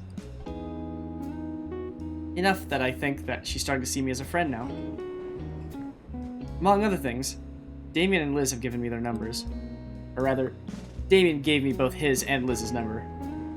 At first I thought that Liz would be mad Damien basically doxed her, but she didn't seem to mind when he explained his reasons. I also got Ben's number, so I figured we'd be doing a lot more team projects into photography class. My eyes rolled past the message from my new friends. I'm so engrossed in rereading them I nearly missed the announcement of my stop. I scrambled to get off the metro, the closing doors catching my jacket and forcing me to yank it out before I'm dragged down the tracks. Not going to let that bring down my mood. It's Friday, meaning today comes the weekend. Okay, so it's not been a while. It's a quick walk from the Or station. maybe it has. Who knows? I don't fucking know. It's been at least a day. It's been at least a day. At least. A quick walk from the station. I could see the school entirely. I could see the school enter my field of view now. The school looks completely barren. Is it closed? Weird. It's the weekend? Oh, it might be a holiday. Ooh, I looked around dinosaur some holiday? small stores that surround the school, the ones that are usually staffed by student workers. They're also empty. One of them has lights on, but it just looks like the manager's looking over some paperwork inside. I don't recall any announcements about a holiday today. While I admit having to forget what day it was in the past, I am absolutely certain it's Friday. So where is everyone? And the entire entryway to the school is barren. The door probably won't even open. It opens. Yep. Never mind, it doesn't open. Hello? It's bent for the camera watching the door. Does not respond. You know what? Damien would know what's going on. Put through my contacts and find Damien's number. Put the phone to my ear and pray he picks up. After a minute or so of waiting, that's not how long the dial lasts. The dial tone cuts off and is replaced by Damien's voice. Yo, yo, what up, Nico? Hey, Damien. Honestly, the flashing of your mouse, I thought he was, like, licking the air for a second. I'm at school right now. It looks like no one's here. Know what that's about? Huh? What do you... There's a brief pause in the other line. Oh! Damien Bug! Didn't you hear? Hear what? Today is the last warm day of the season, so everyone's celebrating. Celebrating? Yeah, we're actually having a cookout at my place today. Say, you want to come over? The generous but spontaneous offer caused me to hesitate for a moment to respond. Thanks for the offer, Damien, but it's alright. Motherfucker, go! I wouldn't want to intrude on your guys' party. What? It's no big deal, dude. My folks enjoy the company. There's gonna be plenty to eat, too. Plus, Olivia's here as well. I'm in! You gotta go. Either go to the party, or... I could just take the metro back home, sit in my room doing... nothing. Inky? Still there, buddy? Yeah, still here. It was just side-eye. clearing my schedule. You sure it wouldn't be an issue? Course not, amigo! I want to imagine Damien would be the type of guy to mispronounce everything. You know, hold on. Amigo. Yeah, retconning. Of course not, amigo! My castle is your castle, or something like that. Hate this. Friend of mine is a friend of the family. Well, Alright then. Nice! I'll text you the address. See you soon, compadre. Compadre. Compadre. See you soon, compadre. He's so stupid. With that, the call ends. Not a few seconds later, I get the text notification. Yo, it's the Dick Man!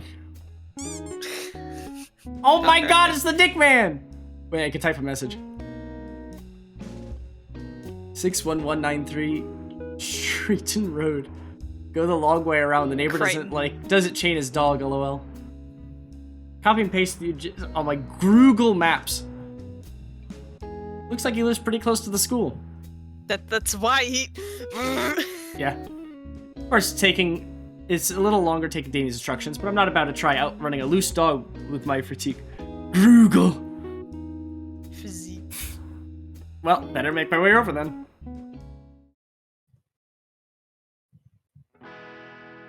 Yo, new soundtrack. Hold on, wait. Dude, this sounds like a fucking, what should I call it? What does it sound like? Not Blink-182. The start of a summer Disney movie. No.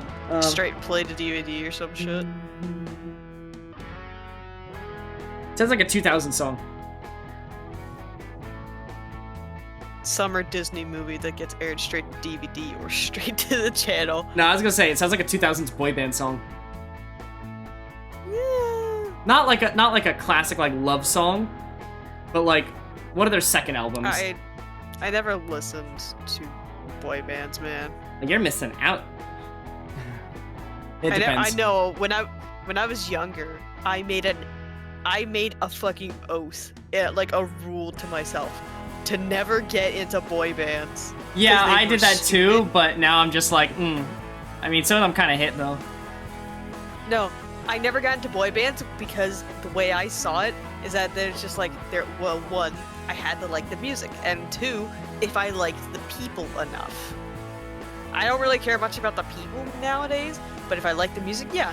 But back then, I had a weird vibe around boy bands where I'm just like, this shit ain't genuine. Fair enough. And especially when that came to Justin Bieber. Oh no, I hate Justin Bieber. I still hate him. No, yeah, I hate him and I still do. But when I was a little kid, he was all the rage, and there were other girls just like, Nim, well, you're not that like much him? younger than me. I know. Trust me. Trust me. In elementary school, people were flipping their shit for the Bieber. And I didn't like him. They were losing it that I didn't like him. And the next thing you know, not too long after, shit came out about him and everybody was heartbroken. I'm like, this is why I said I don't like him. Fair enough. Ah, here it is. 61193. This house looks like a standard for the house this neck of woods or neighborhood. It's a one-story place, but it's pretty spacious. Definitely a family house. I walk up the stone step path to the front door and ring the doorbell. No, you know what this sounds like? This sounds like something you'd hear in like Thrillville or something. Like an okay, like a chill OK Go song, or you know? I guess. I don't know. That's just the vibe I get from it. Fair enough. I just think of Disney summer movie. Fair enough. Phineas and Ferb movie. I fucking watched that movie when I was at Disney. Which one? The Phineas and Ferb, like across the second dimension. I watched that air officially at Disney when it happened. Did you watch Cadence Against the Universe? Candace Against the Universe? Yes, I did. I watched it. Sat in my Damn chair it! at home. Wrong one! Fuck! I'm thinking of Pink Horse! it's Cadence. I know, I was thinking of the Pink Horse. Yeah, that's Cadence. Candace is. Yeah, dude, I love Princess Candace. Candace. What's the guy's name? The one who eats like the chicken and the milk.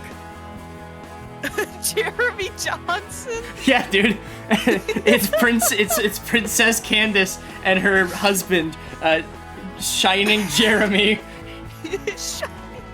Shining Johnson. Shining Johnson. And then you have Cadence and her lover boy, whatchamacallit? Jeremy Armour. Yo, I love Jeremy armor. Nim, I need to see this crossover. I can do that. I can do that, yeah. I can do Jeremy Armor and Shining Johnson. Please. Please. I'll make a note. I'll write it down. Alright. I walk up the stone path to the front door and ring the doorbell. The grocery bag wrapped around my fingers starting to chafe a bit. Could have come right away, but I felt bad coming empty-handed, so I got something for the party. A simple salad bowl from one of the local stores on the way over. Doesn't seem like much, but as my mom taught me, it's courteous to come to a party with something. Actually, I realized how ill-prepared I look for an end-of-summer celebration. With Damien mentioning a pool, everyone else must be wearing their casual clothes or swimwear. Meanwhile, here I am looking overly formal. Not like I bring swim trunks to school, though. Door swings open and out steps Damien. There, I made a personal note in my fucking server. Thank you. I'll draw that. Hell yeah. Wow, man, you're crazy early. And you've come bearing gifts. Yep, here I am. I didn't want to come empty-handed, so I stopped by the store and got a salad. Aw, you didn't have to, dude. Seriously, though. You really didn't have to. Rude! Come back just to slap me! Well, if you think about it, if there's herbivores in this fucking world, a salad's fucking good, man. What about Liz? Liz is an herbivore. Yeah! Is she coming to the party? What about, Ben? Ben's a parasaur. True. Parasaurolophus. My family and I are carnivores! I've had you open next to Cyberpunk. Understandable. How's Cyberpunk going? But thanks! Still, Isn't this party for, like, it's like not even 10, man. Oh, you didn't give me a time, so... Nah, that's my bad. Still, since you're here already, come on in. I've been meaning to play Cyberpunk. I'll have to give it a shot at some point. I think I have it through someone else's library. The only thing I remember of Cyberpunk Is is it? you just saying, if I need your body, I'll fuck it. In Night City, you could become... That's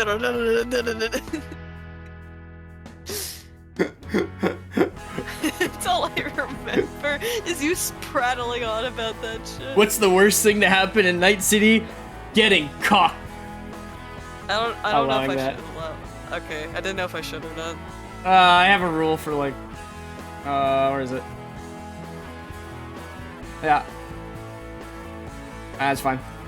It's fine. Does 69 damage. Nice. Amazing. Outstanding.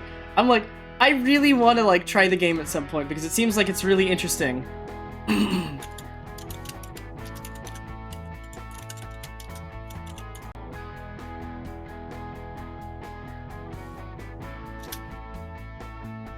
I swear I swear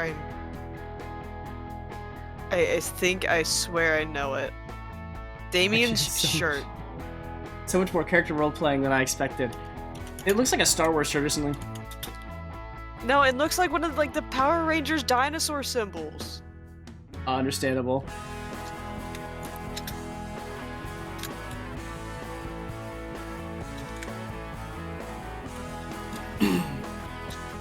But Nim, Yeah. if you look at the panels below the stream, if you look at the Yeah. rules, chat is 18+.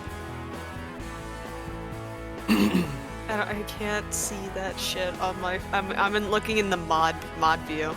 Haha, mod. Fuck you! I'll unmod yourself. Good luck. Yeah, I don't know how to make I don't know how to make Nightbot and like the auto mod chill out on those terms. They will not. In a joking word. Didn't mean to make you work. Yeah. No, you're fine. I don't. Just- Can I make Nightmod?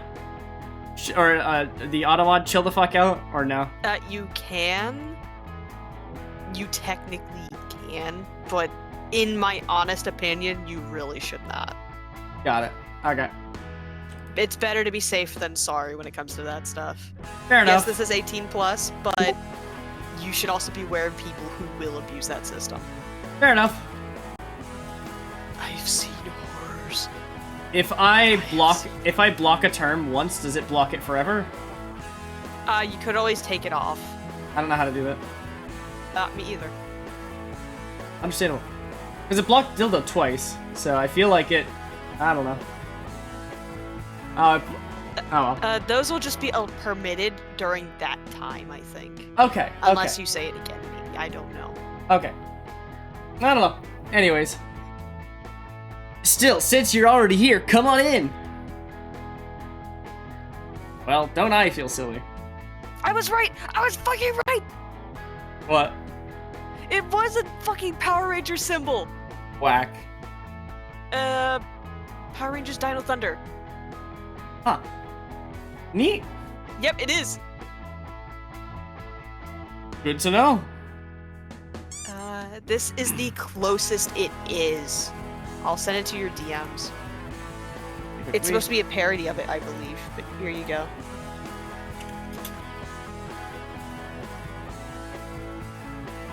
Oh yeah, that makes sense. I fucking knew it. I knew I recognized that shit from somewhere.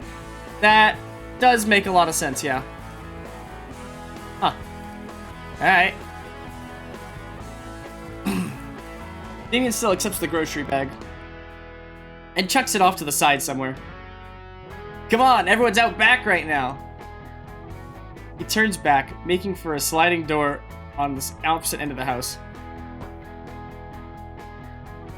Following after, I barely have time to take in what I think is the living room and dining room. There's Christianity in this world? Whoa! No, they're playing Phasmophobia. There's a number of toys strewn about, foam dart guns, and loose game controllers. Damien opens the glass door and gives you a small push outside the house. Hey everyone! We got a guest already! Stepping out onto a wooden deck, I'm surprised to see a pool and yard. To the left of me, what looked to be an older, heavier set version of Damien. Yo, it's Dadmian! Is that fucking Hank? Well, Is that howdy Hank there! from King of the Kill? Hello, sir. I'm Inko. He shifts the barbecue tongs from his right hand to his left so he can shake my hand. Randy Payne! You can just call me Randy, though. Because I'm gonna give you a world of pain! Propane! Yeah. Oh my fucking god. This is fucking Hank Hill. It's Hank Hill speaking to Sans, holy shit. Clouds? That's great! I like a fucking name. Hold on, I gotta fucking find the video. If I find it, I'll send it to the chat. Hold on, let me write it myself a note. Here's my pencil. Send Hank Hill video to Discord. I promise I'll remember what this means. I'll remind you if you don't. But whatchamacallit, it's literally, I have a bunch of King of the Hill like videos that are really funny to me. I hide the grimace as we shake hands, feeling what I'm guessing is a very sticky marinade clinging to my palm. Didn't think someone would come this early. I just finished getting the good stuff all sauced up.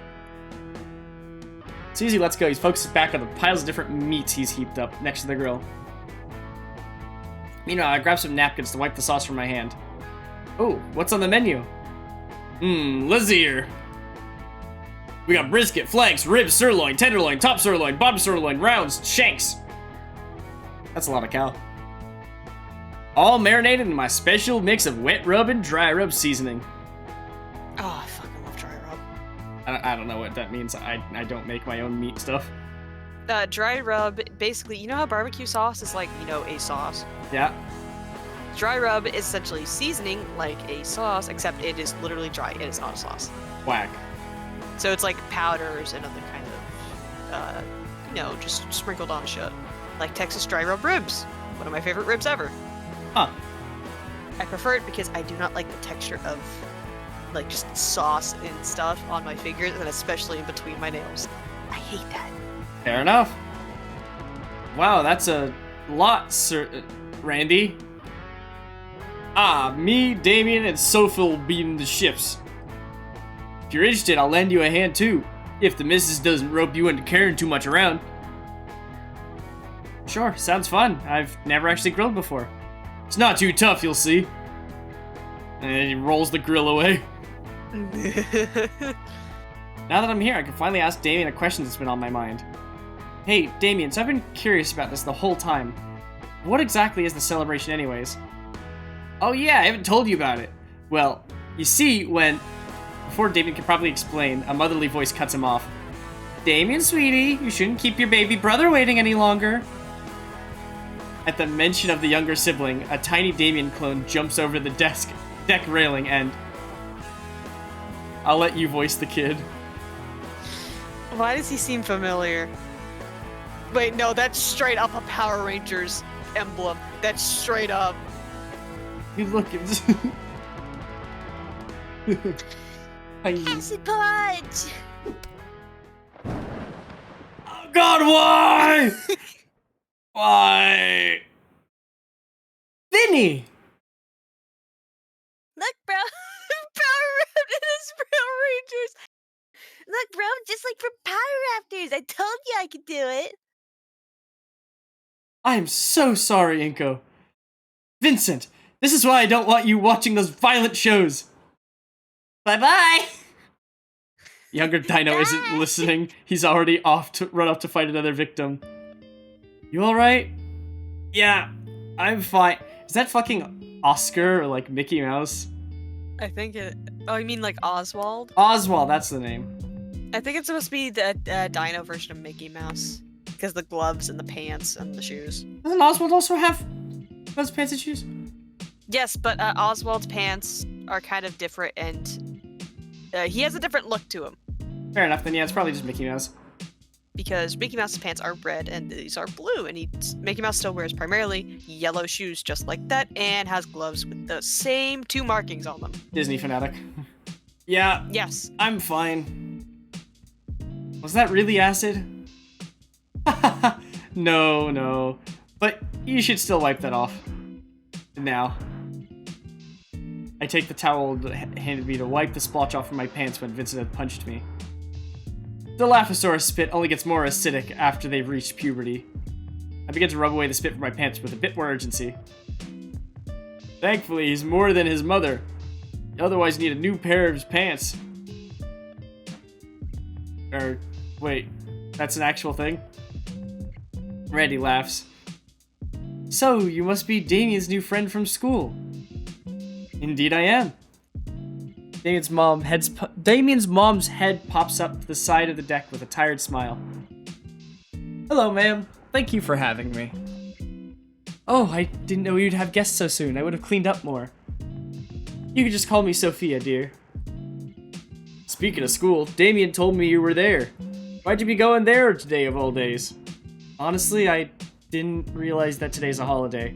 Usually I mark them on my calendar, but it must have flown over my head. Ah, it's no worries then. It's mainly us dinos who celebrate.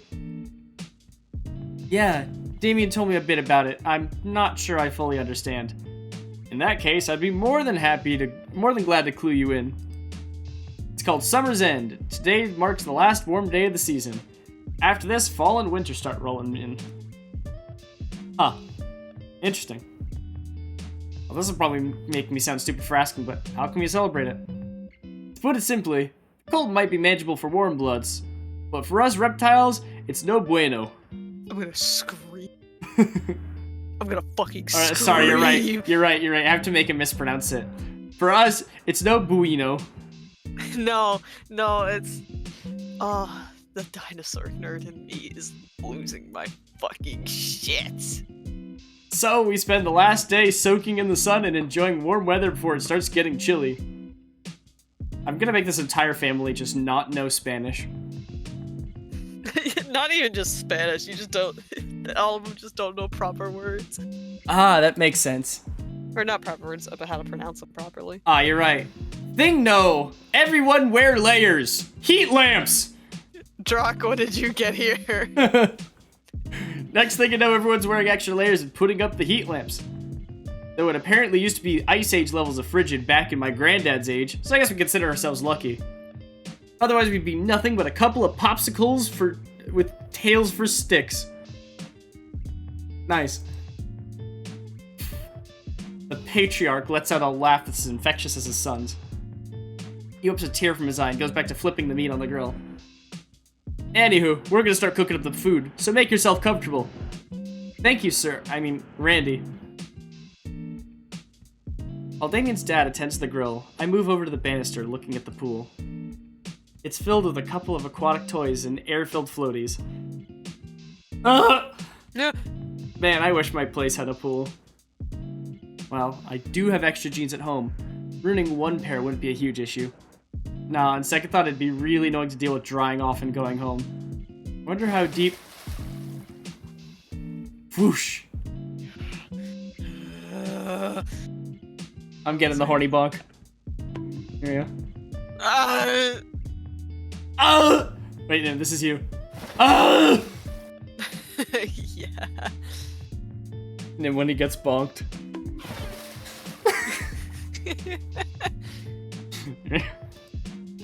Ah! The hell are you doing here? I was invited! What does his arms look like? Focus on her face, not the other things. Focus on her face, not the other things. Focus on her face, not the other things. What the heck are you doing here? I live here, moron. Crap, right. Damien even told me on the way. Anyways. No, really. Why are you here? Nobody was at school when I got there. I'm looking respectfully. I'm not. Nah, I am. Yeah, checked the doors and everything. They announced the holiday yesterday in Hope. Didn't you hear it? That's what Liz said over the PA yesterday. I thought that was the school's anthem or something. I wonder everyone was staring as I saluted. Must have been not paying attention. But yeah, asked Damien what was up. He said there was some event going on and invited me. Olivia sinks back into the water. Actually, stupid question, but are you really okay to swim? There's that glare again. Of course. Why wouldn't I be? Well, you know. Thankfully, she gets what I'm saying. Sorry? She simply rolls her eyes. I like it in the water. I kind of wish I knew about all this earlier. And I brought my own trunks. No. I'm not sharing my pool with you. What? Why not? Instead of answering me verbally, Olivia tail whips up some water at me like a large wave. Oh! Yo, Inko, come check this out! Olivia takes the opportunity to slink back into the water. I think she's doing a weird version of the dead man's float. Well, whatever. What's Damien yelling about? Yeah, Damien? Well, first, my little bro has something to say to you. Sorry for giving you an acid punch, Inky. Looks like he's taught his younger sibling about my nickname, too. It's alright, Vinny! Oh my god, it's Vinny Vine Sauce! Holy shit. His hair and eyes makes him look like Luigi. It's Kid Luigi. Put a mustache on him. It's fucking Luigi. Vinny extends his hand for a handshake, though it's obscured by a sleeve. And secondly, we need a few chairs out here. We got some folding ones, but also some from the kitchen. Got it. They're cheap wood, not really heavy at all. After the chairs, we can do the table together. Mom would be pissed if that got dropped. Why? It's the only one we got. And after everything's set, we can play something fun. K, little man? Vincent grins and bolts back towards the house. Damien chuckles a bit as we follow after the kid.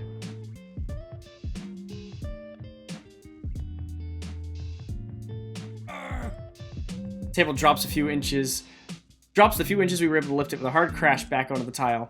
We worried about the cracks, but the floor is already pretty shattered around here for the years. table must actually be their gold storage, and it's just painted to look like wood. Found you. Hi. Hi again, Dorito Dragon. Hello. That's the only explanation. Catch our breaths. Give a little aggressive anime glump. Hi there. Welcome back. We catch our breaths and give our strained muscles a moment to relax. How are you doing, Dorito Dragon? Why can't Livia help us? Alright, that's you. Why can't Livia help us? She's super strong. Livia's enjoying herself in the pool, bro. We don't want to ruin her time. The chair thing has wheels. We can use that.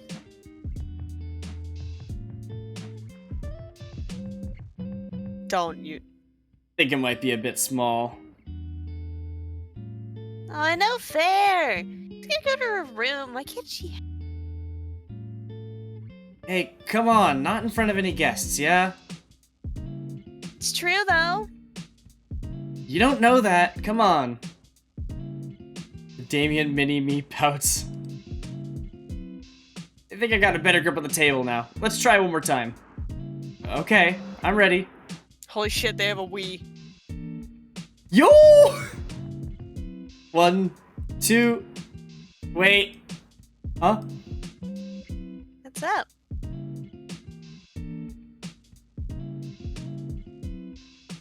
Ooh.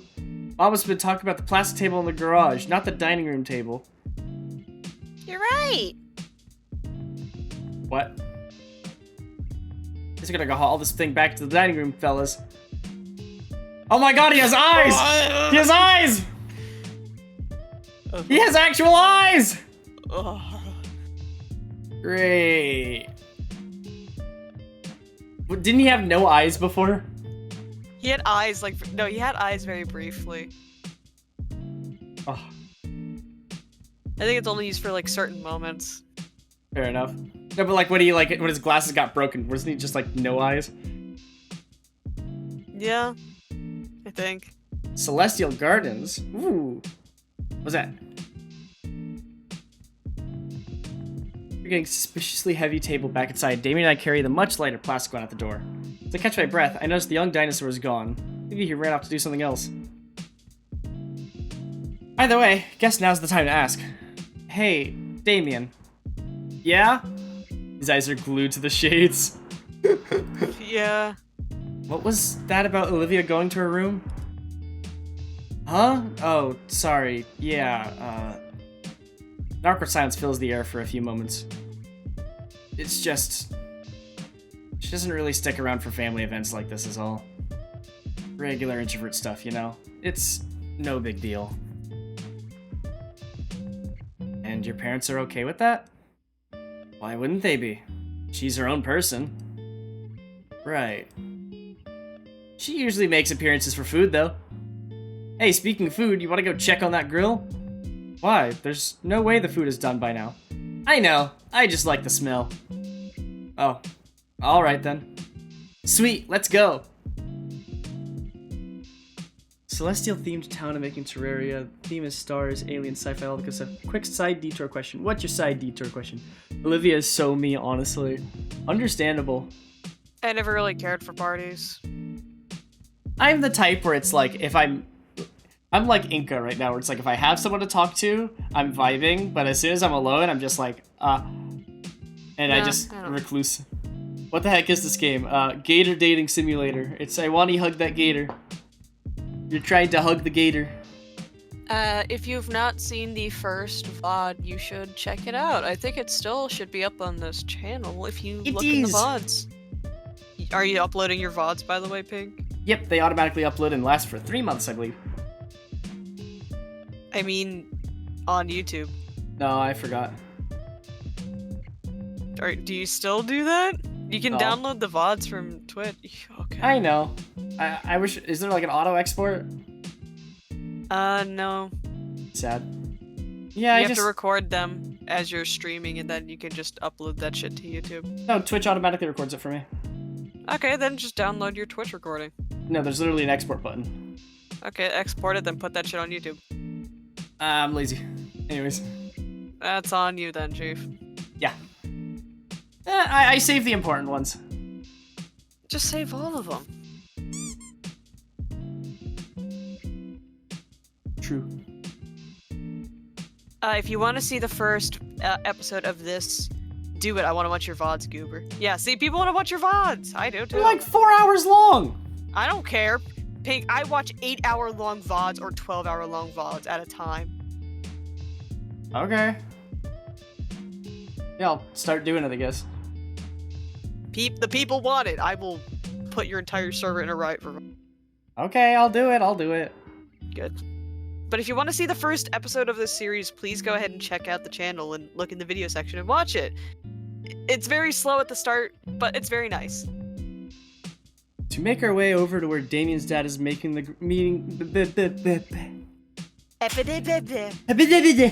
As we... It's comfy background material to stave away the depression, existential dread. Understandable. I'm glad I can help with that. As we make our way over to where Damien's dad is manning the grill, I catch a whiff of the spices and marinades applied to all the meat. Sophia's accompanying him, helping to place the meat on the grill. How's it coming along, Pops? You making him how I like him?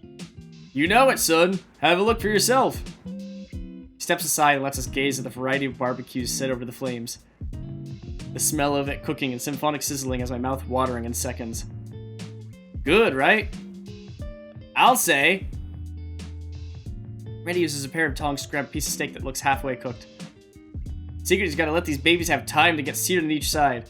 That way really hones the flake. Splat. Whoops.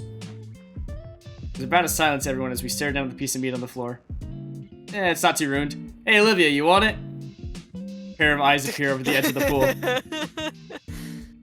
Sure, toss it in. What's this now? Randy proceeds to chuck the steaks into the water as one would do with chum to attract a fish. There she goes. I just like the woo, woo, woo. Wait, does she have like a piece in her mouth? No. Okay. Jeez. Anywho, since you're our first guest, you get honor of getting choice picks. Which one you want? Oh, I don't want to impose or anything. Nonsense! Besides, better get your picks in now before the other guests arrive later. Hey, I think you just pay back for all the soda and chips you've been getting us. Come again? Well, guess burger is more convenient. I don't get to attend a family barbecue every day. Excellent choice, Inko. Want it rare, medium rare, or well done? Inko, go for the rare! Damien licks his lips as he says that. Rare, what the... Oh, carnivores. Right. Pretty sure a raw burger would kill me. I'll take a burger well done. Medium rare! Medium rare! Medium rare! When I was young, I used to eat well done, but then I stopped and had medium rare. I'm But now sure I'm you'll kinda want just- ketchup with it too, huh? What the fuck is wrong with you? Hey, Nim. Yeah. You like your burgers, yeah? Yeah. Sure you want ketchup with it too.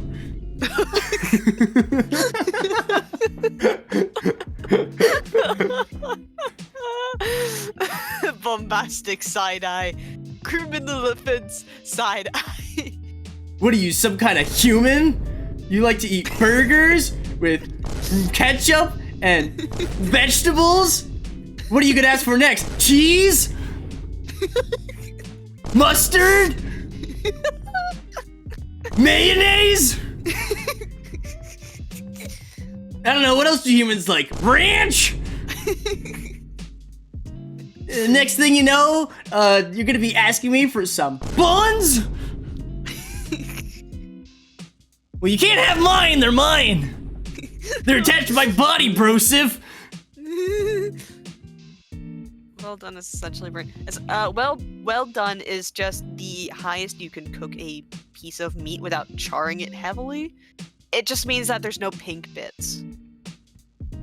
Medium rare it's pretty well cooked, but there is some red in it. rare is mean it's still got a fair bit of pink and not fully cooked like medium rare. Anything below that is not safe for humans. Rare's what I've heard a lot of people say medium rare. I like but medium I do rare. love a good bloody burger. I'm a medium rare kind of person. With age, I went from well done to I'm very interested in rare. Well done. What are you interested in those carcinogens? Carcinogens? Oh, the fuck. Sorry, you like your burger, charred? Burger? You want to eat your burger? Burger. Fucking human? Boy, Anyways. yeah. Burger. Boy, yeah.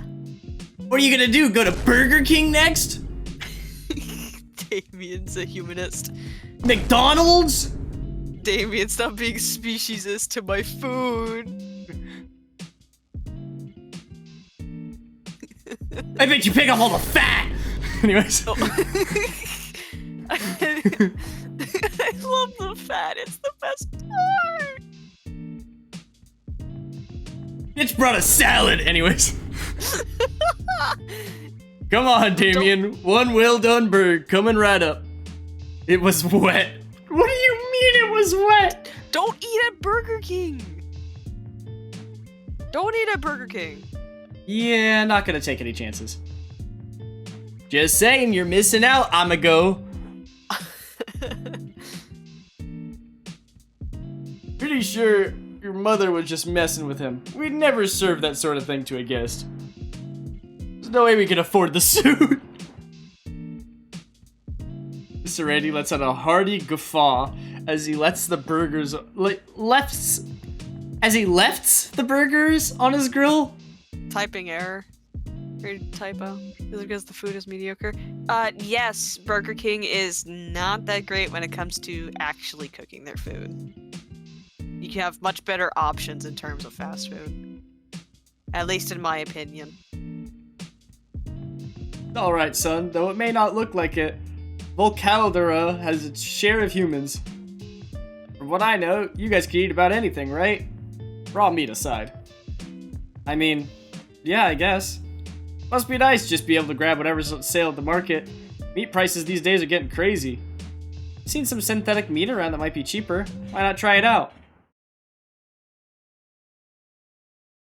Oh. What? Oh, okay.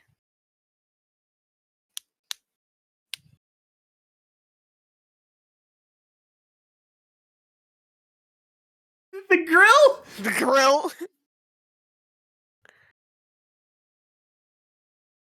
Sorry. There's one taboo I stumbled into head first. Noted. He doesn't know much about the culture. Like, this is the first time he's ever seen them, yeah? Like, in person? Yeah.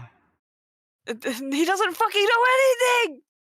I, better change the subject before things get more awkward. So, hey, Damien.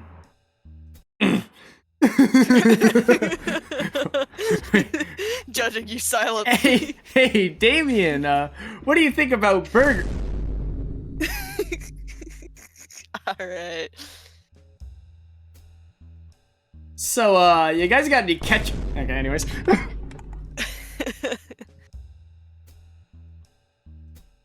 I've been curious this whole time. What exactly is Summer's End celebration anyway? You already learned! It's the last warm day of the year. Yeah, I get that part, but why is it a holiday? That. Actually, I don't really remember either. Guess should have been paying more attention at school. Have a good night, Dorita Dragon. No, no, they're not leaving. They're just talking about just Burger King and that it's midnight. Oh, fair enough. A bit concerning he doesn't know much about his own culture he's currently celebrating. Oh, okay. Good night, Dorita. I was actually right. are saying good night. Good night. You were right. Night. Actually, it's probably doesn't even need a reason. Why would you? It's the last warm day of the year. Any excuse for get-togethers is fine in my book. Kid flumps down hard on the grass, the only way children can without shattering something. And we don't gotta go to school. It's nice and warm. Get to eat real good. I think those Mayans had the right idea. Vinny! Mayans, yeah? Hey, Inko, are you a Right, it's about ready. Was he about to say Virgo? Virgin? What the fuck was he I about to think say? he was gonna say a virgin. What does that have to do with anything? My shedding virgin blood. Ah, Mayans. I never paid attention to history class. I love Mayans. I love the Mayan culture so much, and like the whole everything around them. Those motherfuckers invented hot chocolate and gum and popcorn. The only thing I remember, like off the top of my head, is that I think the Aztecs invented basketball. Aztecs and Mayans. That was the Aztecs. Mayans are right. I love the Aztecs though. I think that Aztecs invented basketball, like a very early version of it. The Aztecs were the ones that did the popcorn, the gum, and the hot chocolate. Oh, okay, okay. About time the guests showed up too, isn't it? They'll be here any minute. Oh, Olivia! Across the yard, Olivia contentedly drifts to the middle of the pool. Though a look came from her face upon hearing Damien's mom, she began paddling towards the raised deck. Are you going in so soon? Yeah. Hi, Zale. Are you sure you don't want to wait until the others get here? Yeah, wait until the food's ready so we can all eat together. I'd rather not. I just have a lot of art and stuff I have to do. Sorry. Damien's little brother steps out from the small deck. We said we'd play sometime today. She tries to back her uncertain tone with a shaky smile. Maybe later, Vinny. Have fun?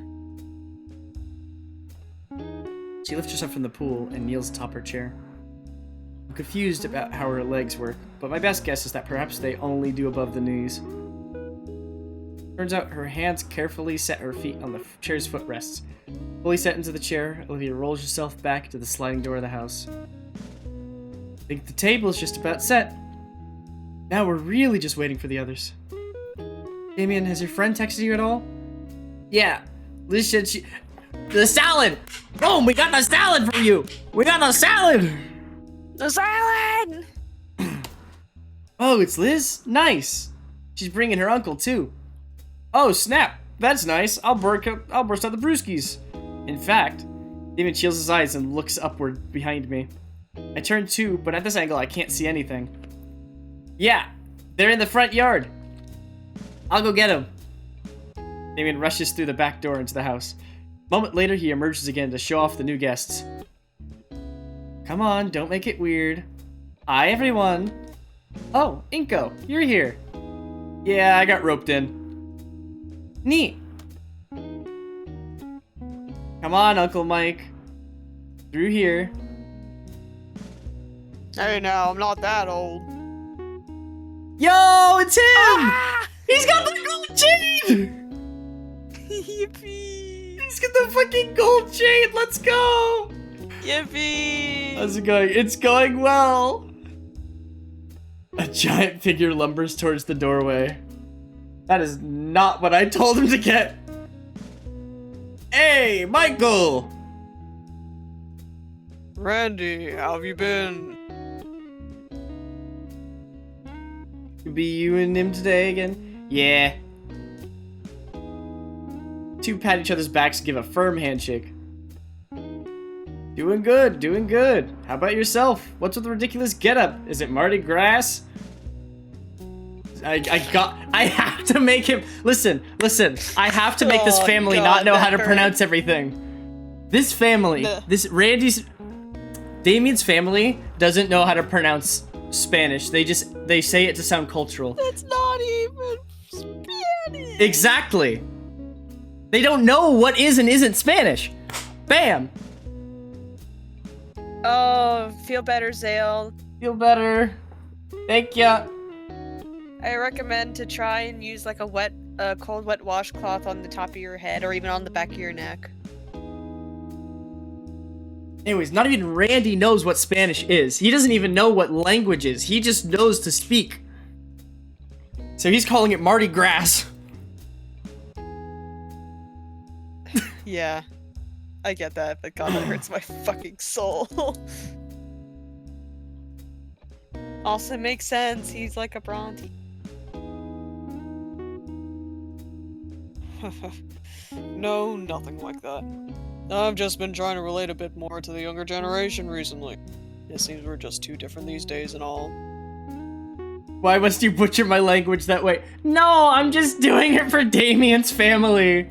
It's just Damien's family. Damien's family keeps on using Spanish and other languages, and I'm like, no, this family's stupid. They don't know languages. I Like they hate don't know you. how to say amigo and other. It's targeted harassment. No, Zyro, I love you. I'm not. This is targeted harassment. Damien's just trying to be cultural and he doesn't know how to say amigo. He says amigo. And compadre instead of compadre. Compadre. Compadre. And Mardi Gras. Mardi Gras. Remember, Mardi man. Gras hurts me. Remember, man. My castle is 2 castles. I know, but still hurt. Yeah. No, it hurts me too. I'm so Also, sorry. We never see the top of his head. On the train ride, don't we? Very barely. We only see his eye.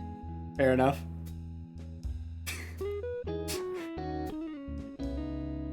Oh, come on, leave that stuff to the kids. Then he sees me. Huh. Mr. Ferris. You know him? Yeah, we've met. He takes the same train as me. He's been helping me out. Recommend I try this chain out. Liz jerks her head in my direction furiously. I'm gonna get it later.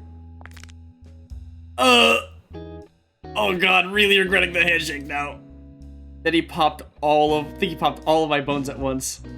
Sounds great. Food will be ready soon. Inko, your turn on the grill. Oh, don't worry, kid. All you gotta do is keep an eye on the meat and make sure they don't catch fire.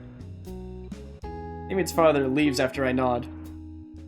The rest too, heading where Damien and Vinny and I had just set all the chairs to the table. Putting the grill in the grimace, I swallow my nerves and take up the tongs. Right, nothing to worry about. Okay, nothing bad so far. Hey! Ah! Oh. Sorry. Something's gonna catch on fire. Hey Liz, what are you doing here? Oh, everyone else is talking about Randy's cooking. I figured I'd see what's on the menu. What do you think I'm doing? Why on earth are you getting my uncle to dress What do you think I'm doing? Why on earth are you getting my uncle to dress like he's going to be in a music video? He asked for help. You thought that was good help? Yeah, you just didn't take it right. Across the yard, Vinny's jumping at a shining object. Mr. Ferris caves and lends it to him. See? Problem solved. Ignoring Vinny, now strutting around like a gangster. Oh man, whatever. What's actually cooking? I motioned to the silver tray spread out next to the grill. It's a lot of meat. Actually, aren't you an herbivore, Liz? I am, but I think Damien thought ahead for me. Wait, wasn't that the salad I brought? I knew he wouldn't forget about me like that. Anyways, is Olivia out here? She was just in the pool. Decided to go inside. Liz's head is still for a moment, as if she's in thought. Apparently it's a common thing with her. Yeah... I was hoping she'd have stuck around for once. So she does this often. Every time Damien's folks throw a party, she slips away to her room. I sometimes see her at her window.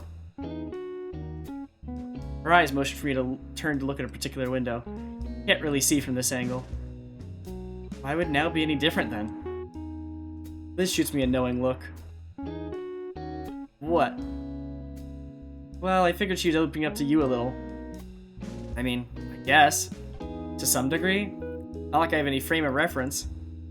At best, I can kind of talk to Olivia now. Sss. What, did you just hiss at me? No. Then what? Oh god!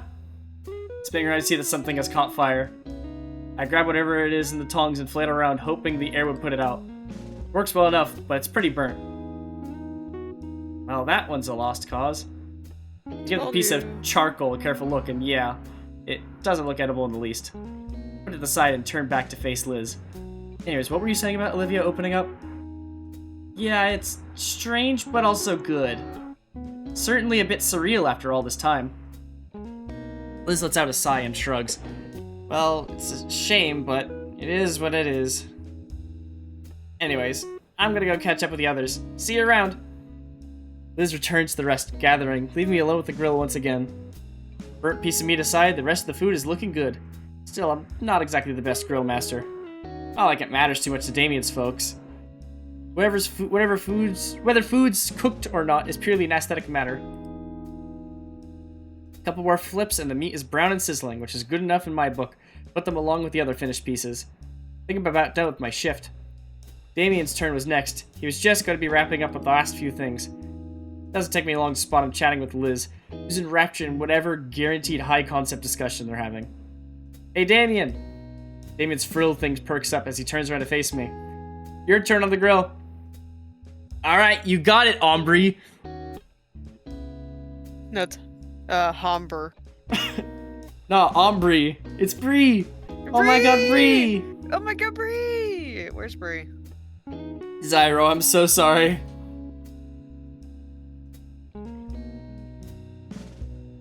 He waves Liz over and takes firm hold of the spatula.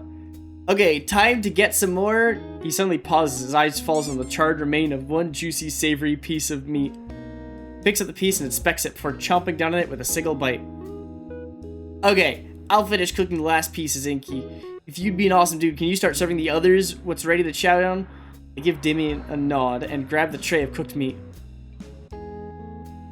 I take the tray over, eagerly waiting the crowd, with care to be expected from someone surrounded, be very hungry, meat-eating, okay, I gotta try that fucking sentence again. What?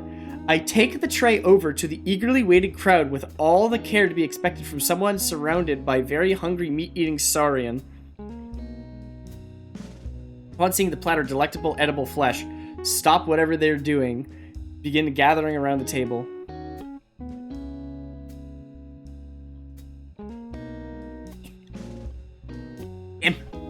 Sorry. You're good. And then I said, well, it's because you look like a student yourself, miss. Ah! Oh, that's rich coming from you. Me. It's finally here, Vincent. Now remember your manners. Hopefully with my salad, too. Seems like everyone's having a pretty good time with their meal. They even eat the ones that I cooked. Though I can see Damien's little brother making a slight face of disgust. Still winds up chomping on the meat either way. All in all, I'm pretty satisfied with how my cooking turned out. Take a seat next to Damien and Liz, prepare my meal before I dig in. Gotta go with the tried and true. Ketchup and nothing more. What are you eating? Ketchup? God, not this again. My burger prepared, I go in for my first bite. Gotta say, Damien's dad did a great job with the patty. So what do you think, Inko? Give a thumbs up and smile the best I can with a full mouth. The elder dinosaur gives me a toothy, sauce-stained grin in return. I can see where Damien gets the toothy grin of his. Savoring the well-cooked meat patty and buns, with each bite I slowly lose myself into the party's mood. Into the patty's mood. Patty mood. Though I feel little more ancillary from it. Seeing the adults lost in the work while I talk with Damien and Liz, handling the excitable Vinny. Humming around a mouthful of burger, my eyes wander. The entire yard is smaller than mine. There's tons of toys scattered around the low-cut grass. Not too many plants either, just grass and a couple of shrubs running alongside the fence. The word quaint comes to mind. Maybe intimate. I could picture the kinds of events that could happen here. Shake my head, clearing my photographer's mind away. It's Damien's place, private property. I'd have to ask before I could do anything camera-related. Thinking about it, though, I do have my camera securely stored in my backpack inside the home. Part of me considers grabbing it. To look back, I spy a certain someone at their window. Olivia leers out across the yard. It's too far away to tell exactly what she's staring at. That must be her room then. Her gaze shifts a bit. I still can't see what she's looking at, but it is in my direction. Or Damien. He's sitting next to me. Carefully trace where her eyes are focused and leaning to the side, slowly coming to the plate in my hand. Checking back, she's laser focused on something. I wonder. I slowly lift the plate up and Olivia's head tilts upward with it. I lower it and her head tilts downward. Part of me wants to test this further, except that'd be a real waste of food. Whatever illusion she was under is shattered with a shake of the head. You can hear Olivia's annoyed growl as she turns her snout up at me and returns to whatever it was she was doing. Says she does want some. Why not come out? I'm sure nobody would mind if I brought a plate in and left. Besides, my fingers are sticky from all the finger food. The point at which they stick to my paper plate. It's actually kind of gross. Yeah, I remember why I avoid it normally. Gross. Ungluing my fingers from the plate, Damien's mother notices my plate. You use the kitchen sink for that, Inko. Or the pool. Or the pool. Oh my god, the pool, no. Sticking my thoroughly marinated fingers into the pool? That just seems like a future issue for who has to clean it up later. Thank you, ma'am, I'll use the sink. Damien's already gotten up for third, so there's plenty. Load up a new paper plate with steak and whatever else remains of the ribs and discreetly head inside. Thankfully, the sliding door is open, just enough that I can use my foot to push the rest of the way open. There's a coffee table in the living room. That's as good a place as any. Kitchen's right there. I'll just rinse my hands off a bit. Making literal use of dish soap, I start scrubbing my hands thoroughly. While I feel the stickiness start to unstick itself, I look out the window. Damien's parents seem focused on Vinny, but Damien is still shooting looks to the left. The hyperactive hybrid shoots up from his seat, disappearing from view. Wonder where he... Sploosh. Dang. Clothes still on and all. Kid was serious about washing hands in the pool. Jump scare. Man, I could have gone for a dip myself. The AC in here makes a huge difference. Must be 90 degrees out today. There's plenty of soda, so I'm not in danger of dehydration at least. But geez, I'm only just noticing how warm it is stepping inside. I'm surprised there's no steam rising from me. Looks a little red too. Good thing I didn't bring any sunscreen. Crap. It's not that bad yet. Don't do that, it's scary. I'm sorry. Maybe the pains have some sunscreen around. No, they're reptiles, they wouldn't have any. Maybe I'll just have to deal with it. My knuckles start hurting from being wrung so much. The smell isn't gone yet, though. Anyway, it should be clean enough, too. Both of us are frozen still, locked in a staring contest. The steak shoved in her mouth as she stares like a deer caught in headlights. She spits the steak back out of the plate in her lap and grips the insides of her sleeves. It takes me a moment to collect myself to muster up some conversation. Yeah, your delivery came in. You want a soda with that? The joke goes unlaughed at. I tried. May as well. Hmm?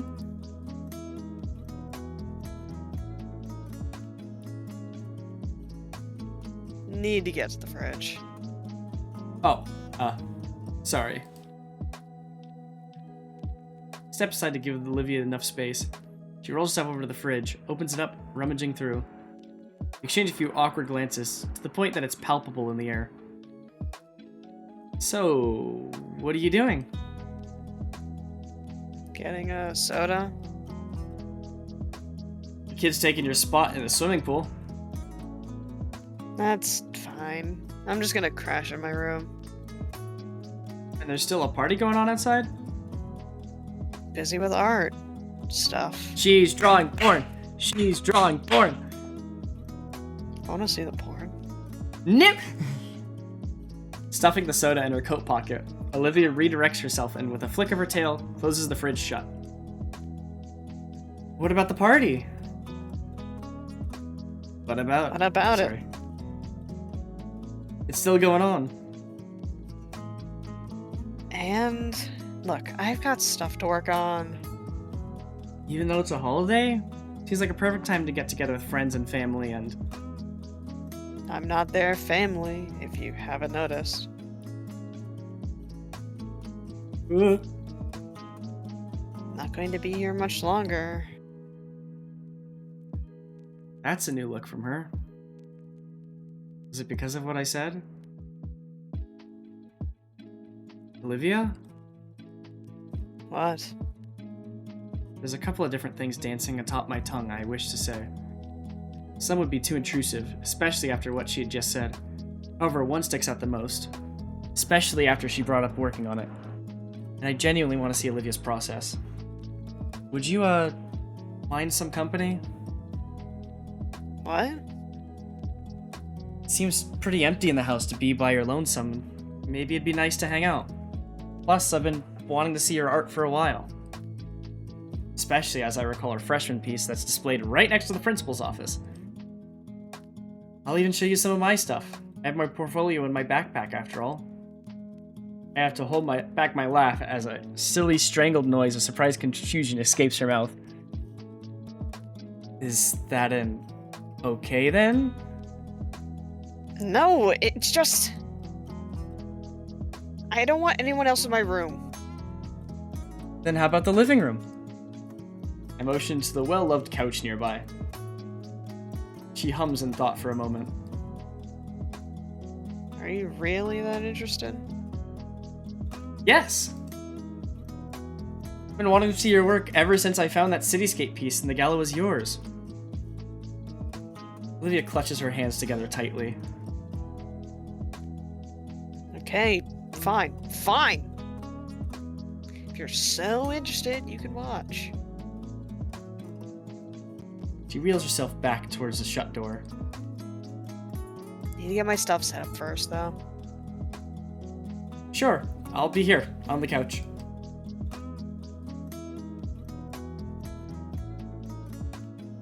Kinda feel bad for missing out on the party too, but I doubt I'll ever get another chance like this. Olivia returns with a small easel, already set up with half-finished painting. Takes a moment to shift herself from her wheelchair to the end of the couch right next to me. She's pretty close to me. I like how she's just rocking back and forth. I wasn't gonna say anything. Girl, what you doing to that painting? Hey, what you doing to that painting? Hey! Hey! Anyways. I can feel her thigh barely brushing against mine, but I try to pay it no mind. Hey, yo! Hey, yo! Hey, yo!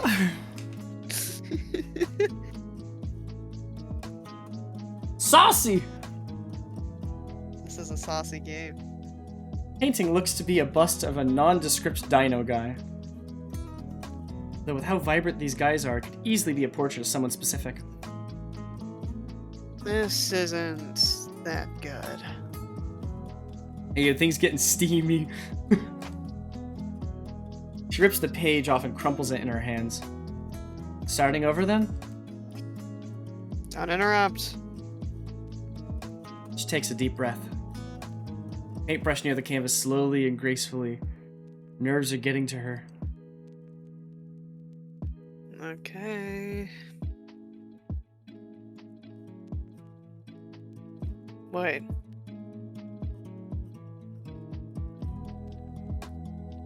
Olivia looks down for a moment before she jerks back up, her face gaining a reddish hue. Dude, why'd you scooch so close to me? I didn't?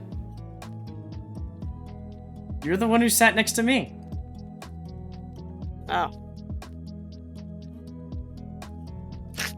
She looks away for a moment, realizing how over the top her reaction was. Olivia then does a double take at me, her brows furrowing.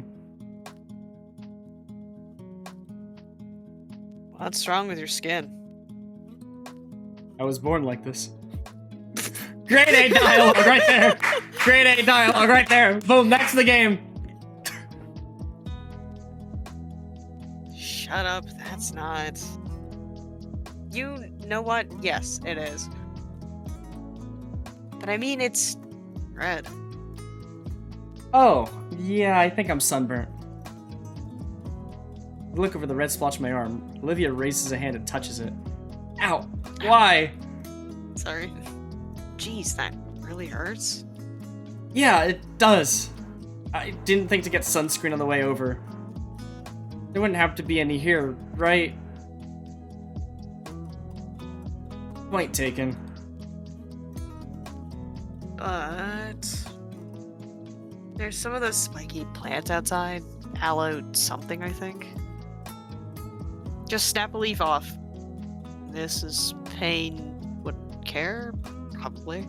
Oh, she was gonna say Mom! I think I've heard something about that plant before, yeah. Alright, guess I'll give it a shot.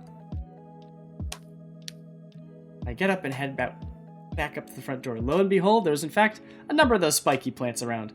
Walk up to the nearest one and carefully grab a leaf in the spot with dull spikes. Bends off and snaps pretty easily. Man, this looks about good enough to eat, but it probably tastes awful. Aloe doesn't taste that bad. Is this really good for curing sunburnt skin? Back inside, Olivia started painting again. She gazes intently at the page, and the plate of food I had brought seems to be cleaned. Olivia holds one last rib in her mouth like a cigarette, waggles it up and down between her teeth. She sees me, she crunches the bone in two and swallows the last bit whole, Nim. She's me for real. I bring up the aloe leaf. This it? She nods and extends a hand to grab it. I hand her the thick leaf. She extends a single claw. Once she catches the edge of the skin, she makes quick work of peeling off the husk. You do that often? Not me. Sophia uses it a lot to make smoothies for the family and helps her Vinny. They're real pretty, too. Olivia blinks, coughs, and grimaces. To, paint, I mean. Zyra!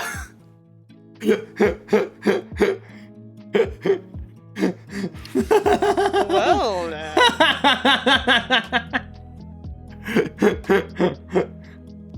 should more like chomp it off.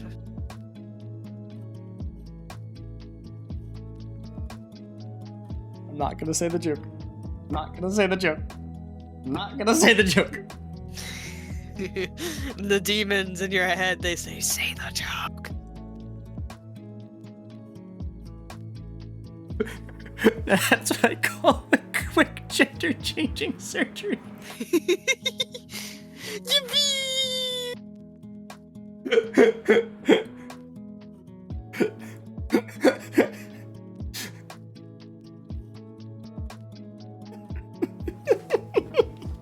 Yeah, let's go! Natural homemade healing recipe, huh? Gonna have to ask for that later. Could come in handy down the line. I'll show you a handy...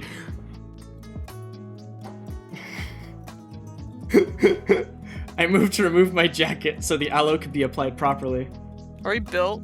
But I don't get far before I notice Olivia's face turning a darker shade again. No!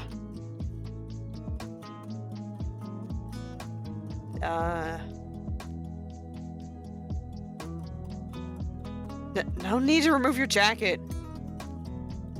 Just roll up your sleeves and put the jelly on your neck. She hands me the now exposed aloe jelly, all while doing her best not to lock eyes with me. Oh my god. After rolling up my After rolling up my sleeves, I scoop out a dollop of the opaque substance. Feeling of relief hits me the moment I spread it across my neck. Man, this feels good.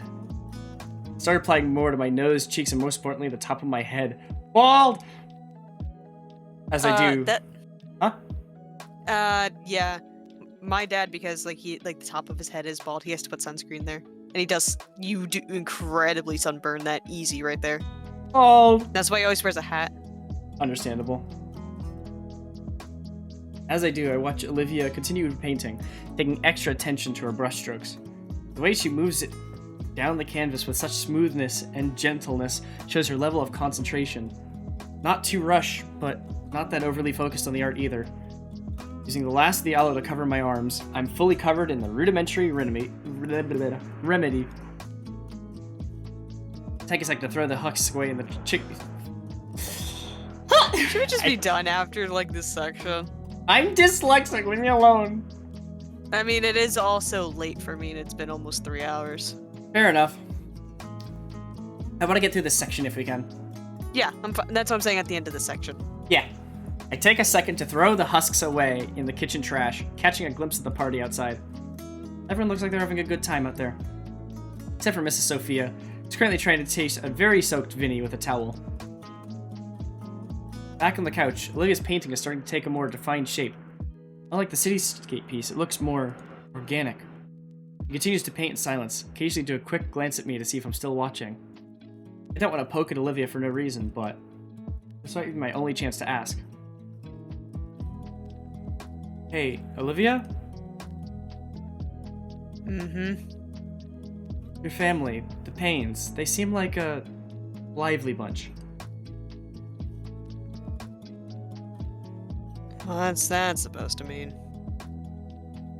Like, I knew Damien was eccentric, but I could see he gets it from the rest of your family. First of all, the Paynes are my godparents. Secondly, yeah, they are. So, how long have you known them for? Olivia pauses for a moment, mid-brushstroke, then continues. Practically my whole life. Damien and I have known each other since we were carpet crocs. And his parents have known my dad since forever. Since before we were even neighbors. Ah, friends of the family? Pretty much. Whole reason why I'm living with them. Her muzzle clamps shut. Forget what I just said. Words were spoken with a tone tinged bitter with something. A tone I felt very familiar with whenever my own family is brought up. Sure. The only sounds left now are brushstrokes on the canvas and the music playing in the background. Woo! My focus turns back to the patch of blotchy red, pale acrylic oil slowly forming on the white expanse. Occasionally, Olivia's gray eyes would glance my way before going back to her work. Another portrait. Compared to the more rapid piece of time-lapse art videos I've viewed, she was more deliberate with each of her movements. Pretty obvious since most of those were done digitally, another thing I'd not considered. She's staring at the painting in progress itself. There's something uncanny about it. It's now more formed, definitely looking like something. Cupping my chin with one hand in contemplation, use the other to try and trace out the peachy pale and vibrant red colors. Olivia looks back to me with a glint of something shines through her eyes. Hold that pose now. Hey! How long have you been using me as a layman doll? Her hand fails to cover up a snort that came from her nose, followed by a gremlin-like cackle. Consider it the price to see my progress. I want a refund. Nope. Looking again, it's slowly becoming an oil bust of my burnt face. Looking like a mirror, eh? Can't you at least get my good angle? Nope. Turning back to the mural de melanoma, Olivia starts adding a blotch of cream to my head. A sigh escapes my lips. Haha, creamhead. Hey, I said stay still. Why? And I'm not that red. Another high-pitched giggle comes out from Olivia. It's called artistic license. Well, it needs to be renewed. Despite being the butt of her joke, I feel myself smiling. Must be the new sounds from her. It's the first time I think I've seen her happy outside of Iadacon's class. And yeah, that laugh of hers is kind of infectious. Silence returned though. The mood feels much lighter now. I feel so stiff right now. Don't know how long I've been holding this pose. If I had to guess, the sunlight filtering through the house, it's been at least an hour. Mural du Melanoma was almost done. It was staring back at me with the most intense eyes.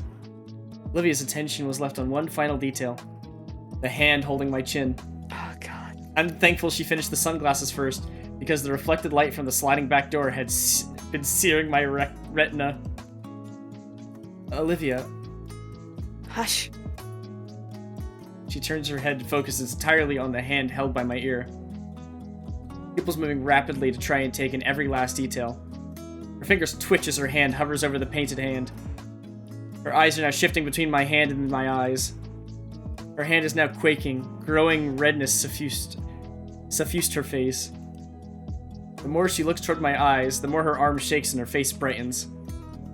Finally, she turns away from me entirely, bringing both of her arms with her, away from me and the canvas. Okay. Okay? Her cheeks puff out as she exhales her held breath. I want to She's see the gonna ruin it painting. in two. Aw. Okay. I love it. That's really good. I love it. Turns the cherry red face canvas, inspects the near complete portrait. I'll come back to this later.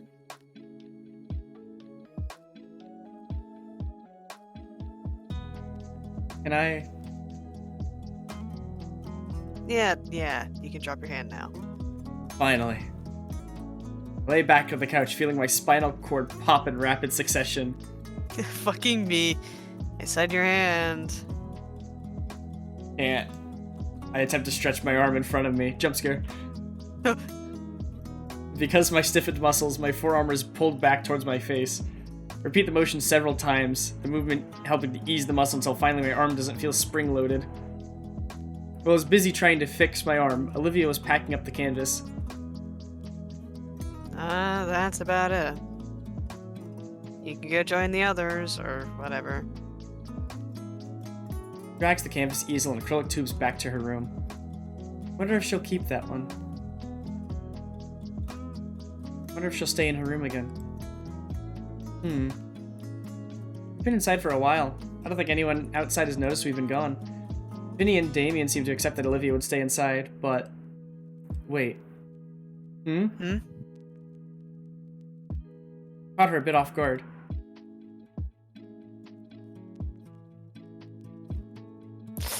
Save. Invite Olivia to join you back outside. Convince Olivia why her family needs her out there.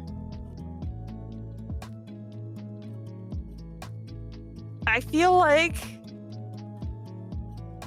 I do think... Well, her family doesn't need her, technically. Of course they love her and want her. I feel like but- convincing might come off too strong. Yeah, I'd say to be more welcoming and invite. Yeah, I feel like convincing would be like, well, what the fuck do you know? Yeah. I'm going back outside. It would be rude of me to leave without saying bye, at least. She looks at me quizzically. Sure. But I think I'll try staying until the end. This is probably the best day I've had since I moved here. And my first real friends in a long while. I'm glad to have been invited. She's not leaving, but she's scanning me suspiciously. Damien's been a great friend. His folks have been really nice to me. Better than my own parents, even. You're lucky to have them, I think. I guess. Good for you. Have fun with that. I really need to. I think you should come along. She freezes. What? Her eyes widen, some color leaves her face. No, I can't. Why not? Mr. and Mrs. Payne. They already have Vincent and Damien to worry about, and right now they're hosting all the other guests. They've got plenty to deal with already. I'm not worth the accommodations. Just leave it. Let them be normal. Even then, it's like I said, I don't have much time left. That's a little overly harsh. It was every argument she had. The kind of arguments that come from desperation and guilt to convince herself it's for her own good. Maybe it's a little presumptuous, but that's at least the sort of thoughts I've been reading from my notes from my parents allotting me resources like I'm just an anthropomorphized mouth. Certainly doesn't seem like I'm worth it to them sometimes. But they're your godparents, right? They're helping your folks, yeah, but they chose to have you here. Because they want to let you be normal. That doesn't... Or a normal part of their family, I mean. I don't think they'd have you here if they didn't want that. Oh, please. Go on and tell me more about my own family. Her voice is sardonic. She's not making eye contact anymore, but she's listening intently. This is all stuff she's known already. But you're absolutely right about one thing. You don't have much time left. Neither do I, honestly. Even if it's mostly because of moving. You know what they say about rolling stones gathering no moss? In that way, we're in the same boat.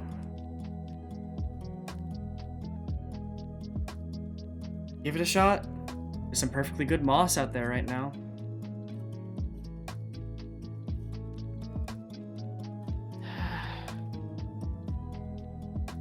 Okay. I'll try it with you. That analogy was pretty dumb, but you're right. Yippee! Right option! Yippee!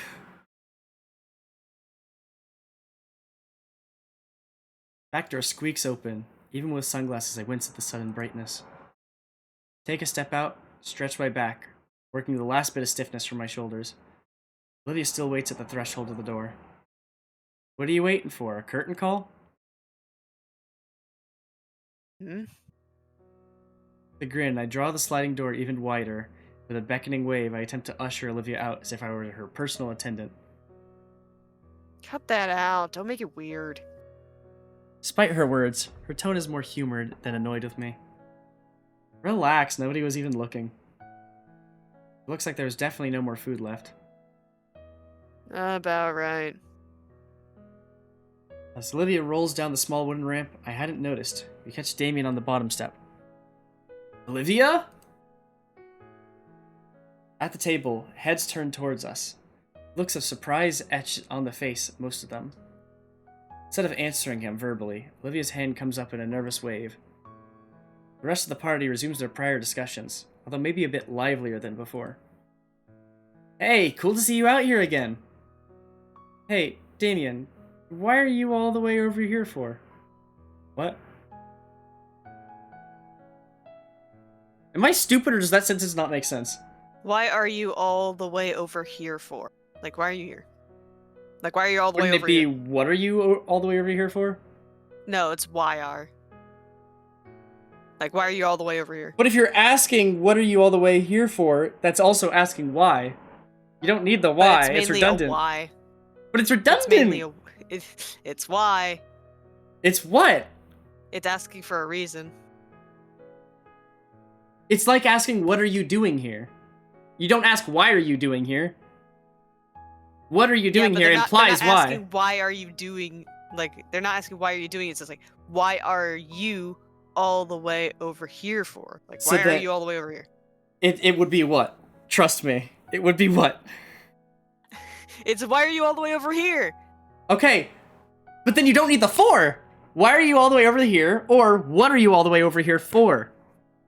I guess they tried mashing the both, but why are you all the way over here is a grammatically correct sentence. Yes, but I'm saying you don't need the for. I don't know why they added the for. I didn't make the game. Ugh. My brain. I'm just gonna say, why are you all the way over here? Yeah. I can't stand to be by Liz's uncle when he's eating. He's got those fibrous teeth. Ugh. Racist. Like blue whales have? Yeah, freaks me out. His dentist must make a fortune. Ha! Yeah. Hey, Olivia, what are you doing back out here? You forget something? No, I just thought it'd be good to enjoy the weather while it lasts. Yo! David perks up, his frills undulating. No, No. Damien, stop that. Damien, no. Ooh! Olivia quivers as Damien grin grows wider and wider, and frills start moving faster. Ew, stop it. Even I'm getting unnerved by how those things move. Damien!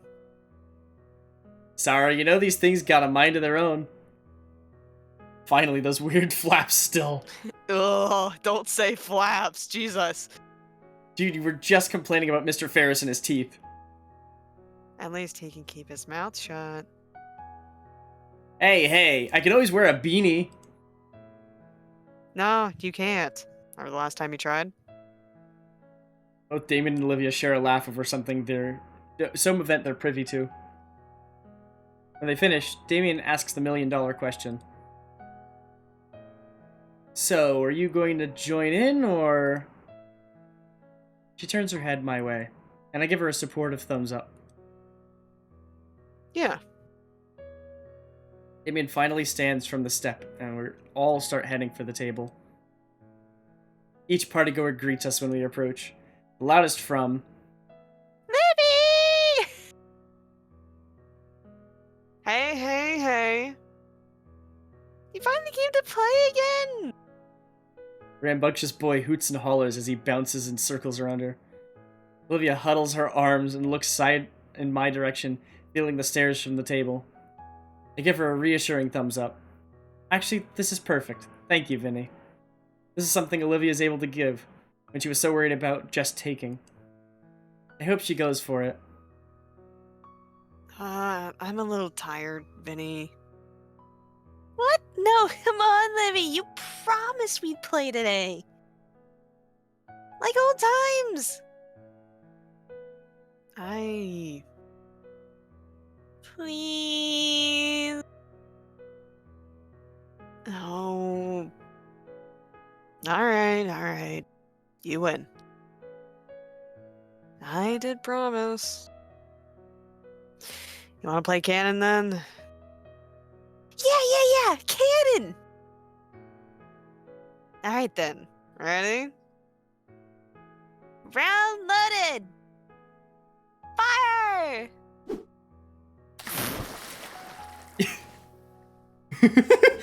Whoosh! Whoosh! Whee! I'm sorry, I just like... Whee! Oh god, this was a bad idea. Yeah! Woo! Yeah! I love the audience in the background, just like... Yeah! Woo! Let's go, Vinny! Let's go! Woo! Star Child! Live studio audience.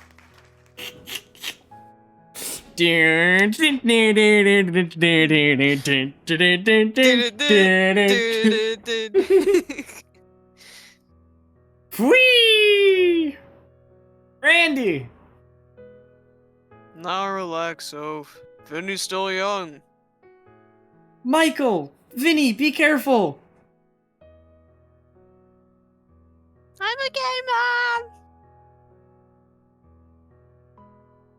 Whew. Have you gotten stronger, Olivia? No, shut up. Anyway. Can we do it again, Livy? Olivia smiles and pats his head. It's weird seeing it, but as she readies Vincent for another launch, the Gator girl has a bright, toothy smile I never thought she had. Mr. Payne? Woo! Alright, I get it. Vincent! Yeah, Dad? No more cannon today. Olivia and Vincent share a disappointed look. Now, there's a lot more things you two can do. Vincent perks up and immediately rushes off. Oh, I know! Olivia turns back to the rest of the group with an uneasy smile. Miss Payne steps forward, her hands held up and wavering. Olivia? Hi, Auntie. Miss Payne and her husband approach, both with nervous smiles. When she speaks, it's with a certain restraint, holding her excitement back, as though worried if she showed too much, she'll change her mind and go back in. I didn't miss much, right? I'm so glad you came out, dear. The older woman kneels in front of her, wraps her arm around Olivia. Aye, it's been too long, little ace. Randy's hand shuffles her hair with the other arm, and also encircles both Olivia and Sophia, while Olivia does her best to avoid his palm. I could see the tiny smile on her face.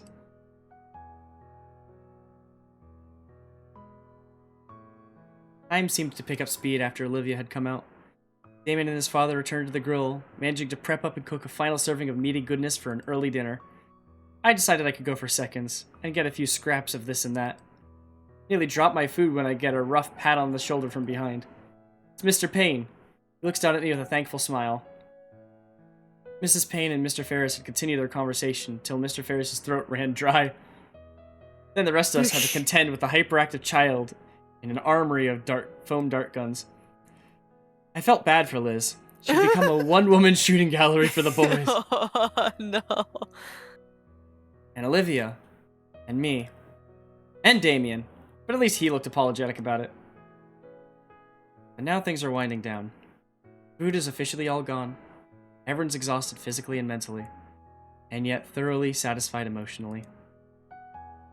Olivia pads by me, having returned to the pool to cool down and stretch out. There's just one last thing to really cap this off. Okay, everyone.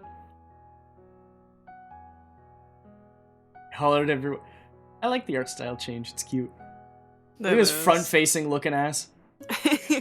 He's a whale. Hey, look at Vinny. Look at how cool he is. He's so cool. He's so cool. He's so fucking Ugh. doofy. Ugh. I hollered at everyone to the current deck and group up nicely. Looking through the viewfinder, my propped up camera, I adjusted the focus to make sure everyone's perfectly captured in the shot. Alright, on 3, give me your biggest smiles. 1, wait! Olivia turns away from the camera, looking towards Damien. With a grin, Damien waves for me. Dude, you gotta be in this too! Front-facing Damien. There's nods and words of agreement from everyone. I think only he looks funny as fuck front-facing. I think he looks normal. No, he looks stupid and I love him. Okay. Well, it's been a while since I've used this mode, so why not? Setting the time delay, along with sports mode, I'm sure with 10 rapid succession shots, at least one of them will be perfect. Jump scare. And I can always do some post-production on it. Ensuring that the focus is fine, I click the shutter button, keep the count in mind. 30, 29, 28. By 13, I've settled myself next to Damon and Olivia. 9, 8, 7. I feel something wrap around my ankle and press against my back on 4. 3, 2, 1. Wait, did Damien also push me? Bastard! Yeah. Terror Flash goes over 10 times. I'm pushed by Damien and pulled into the pool by Olivia. Look at their faces. I love their That's faces. cute.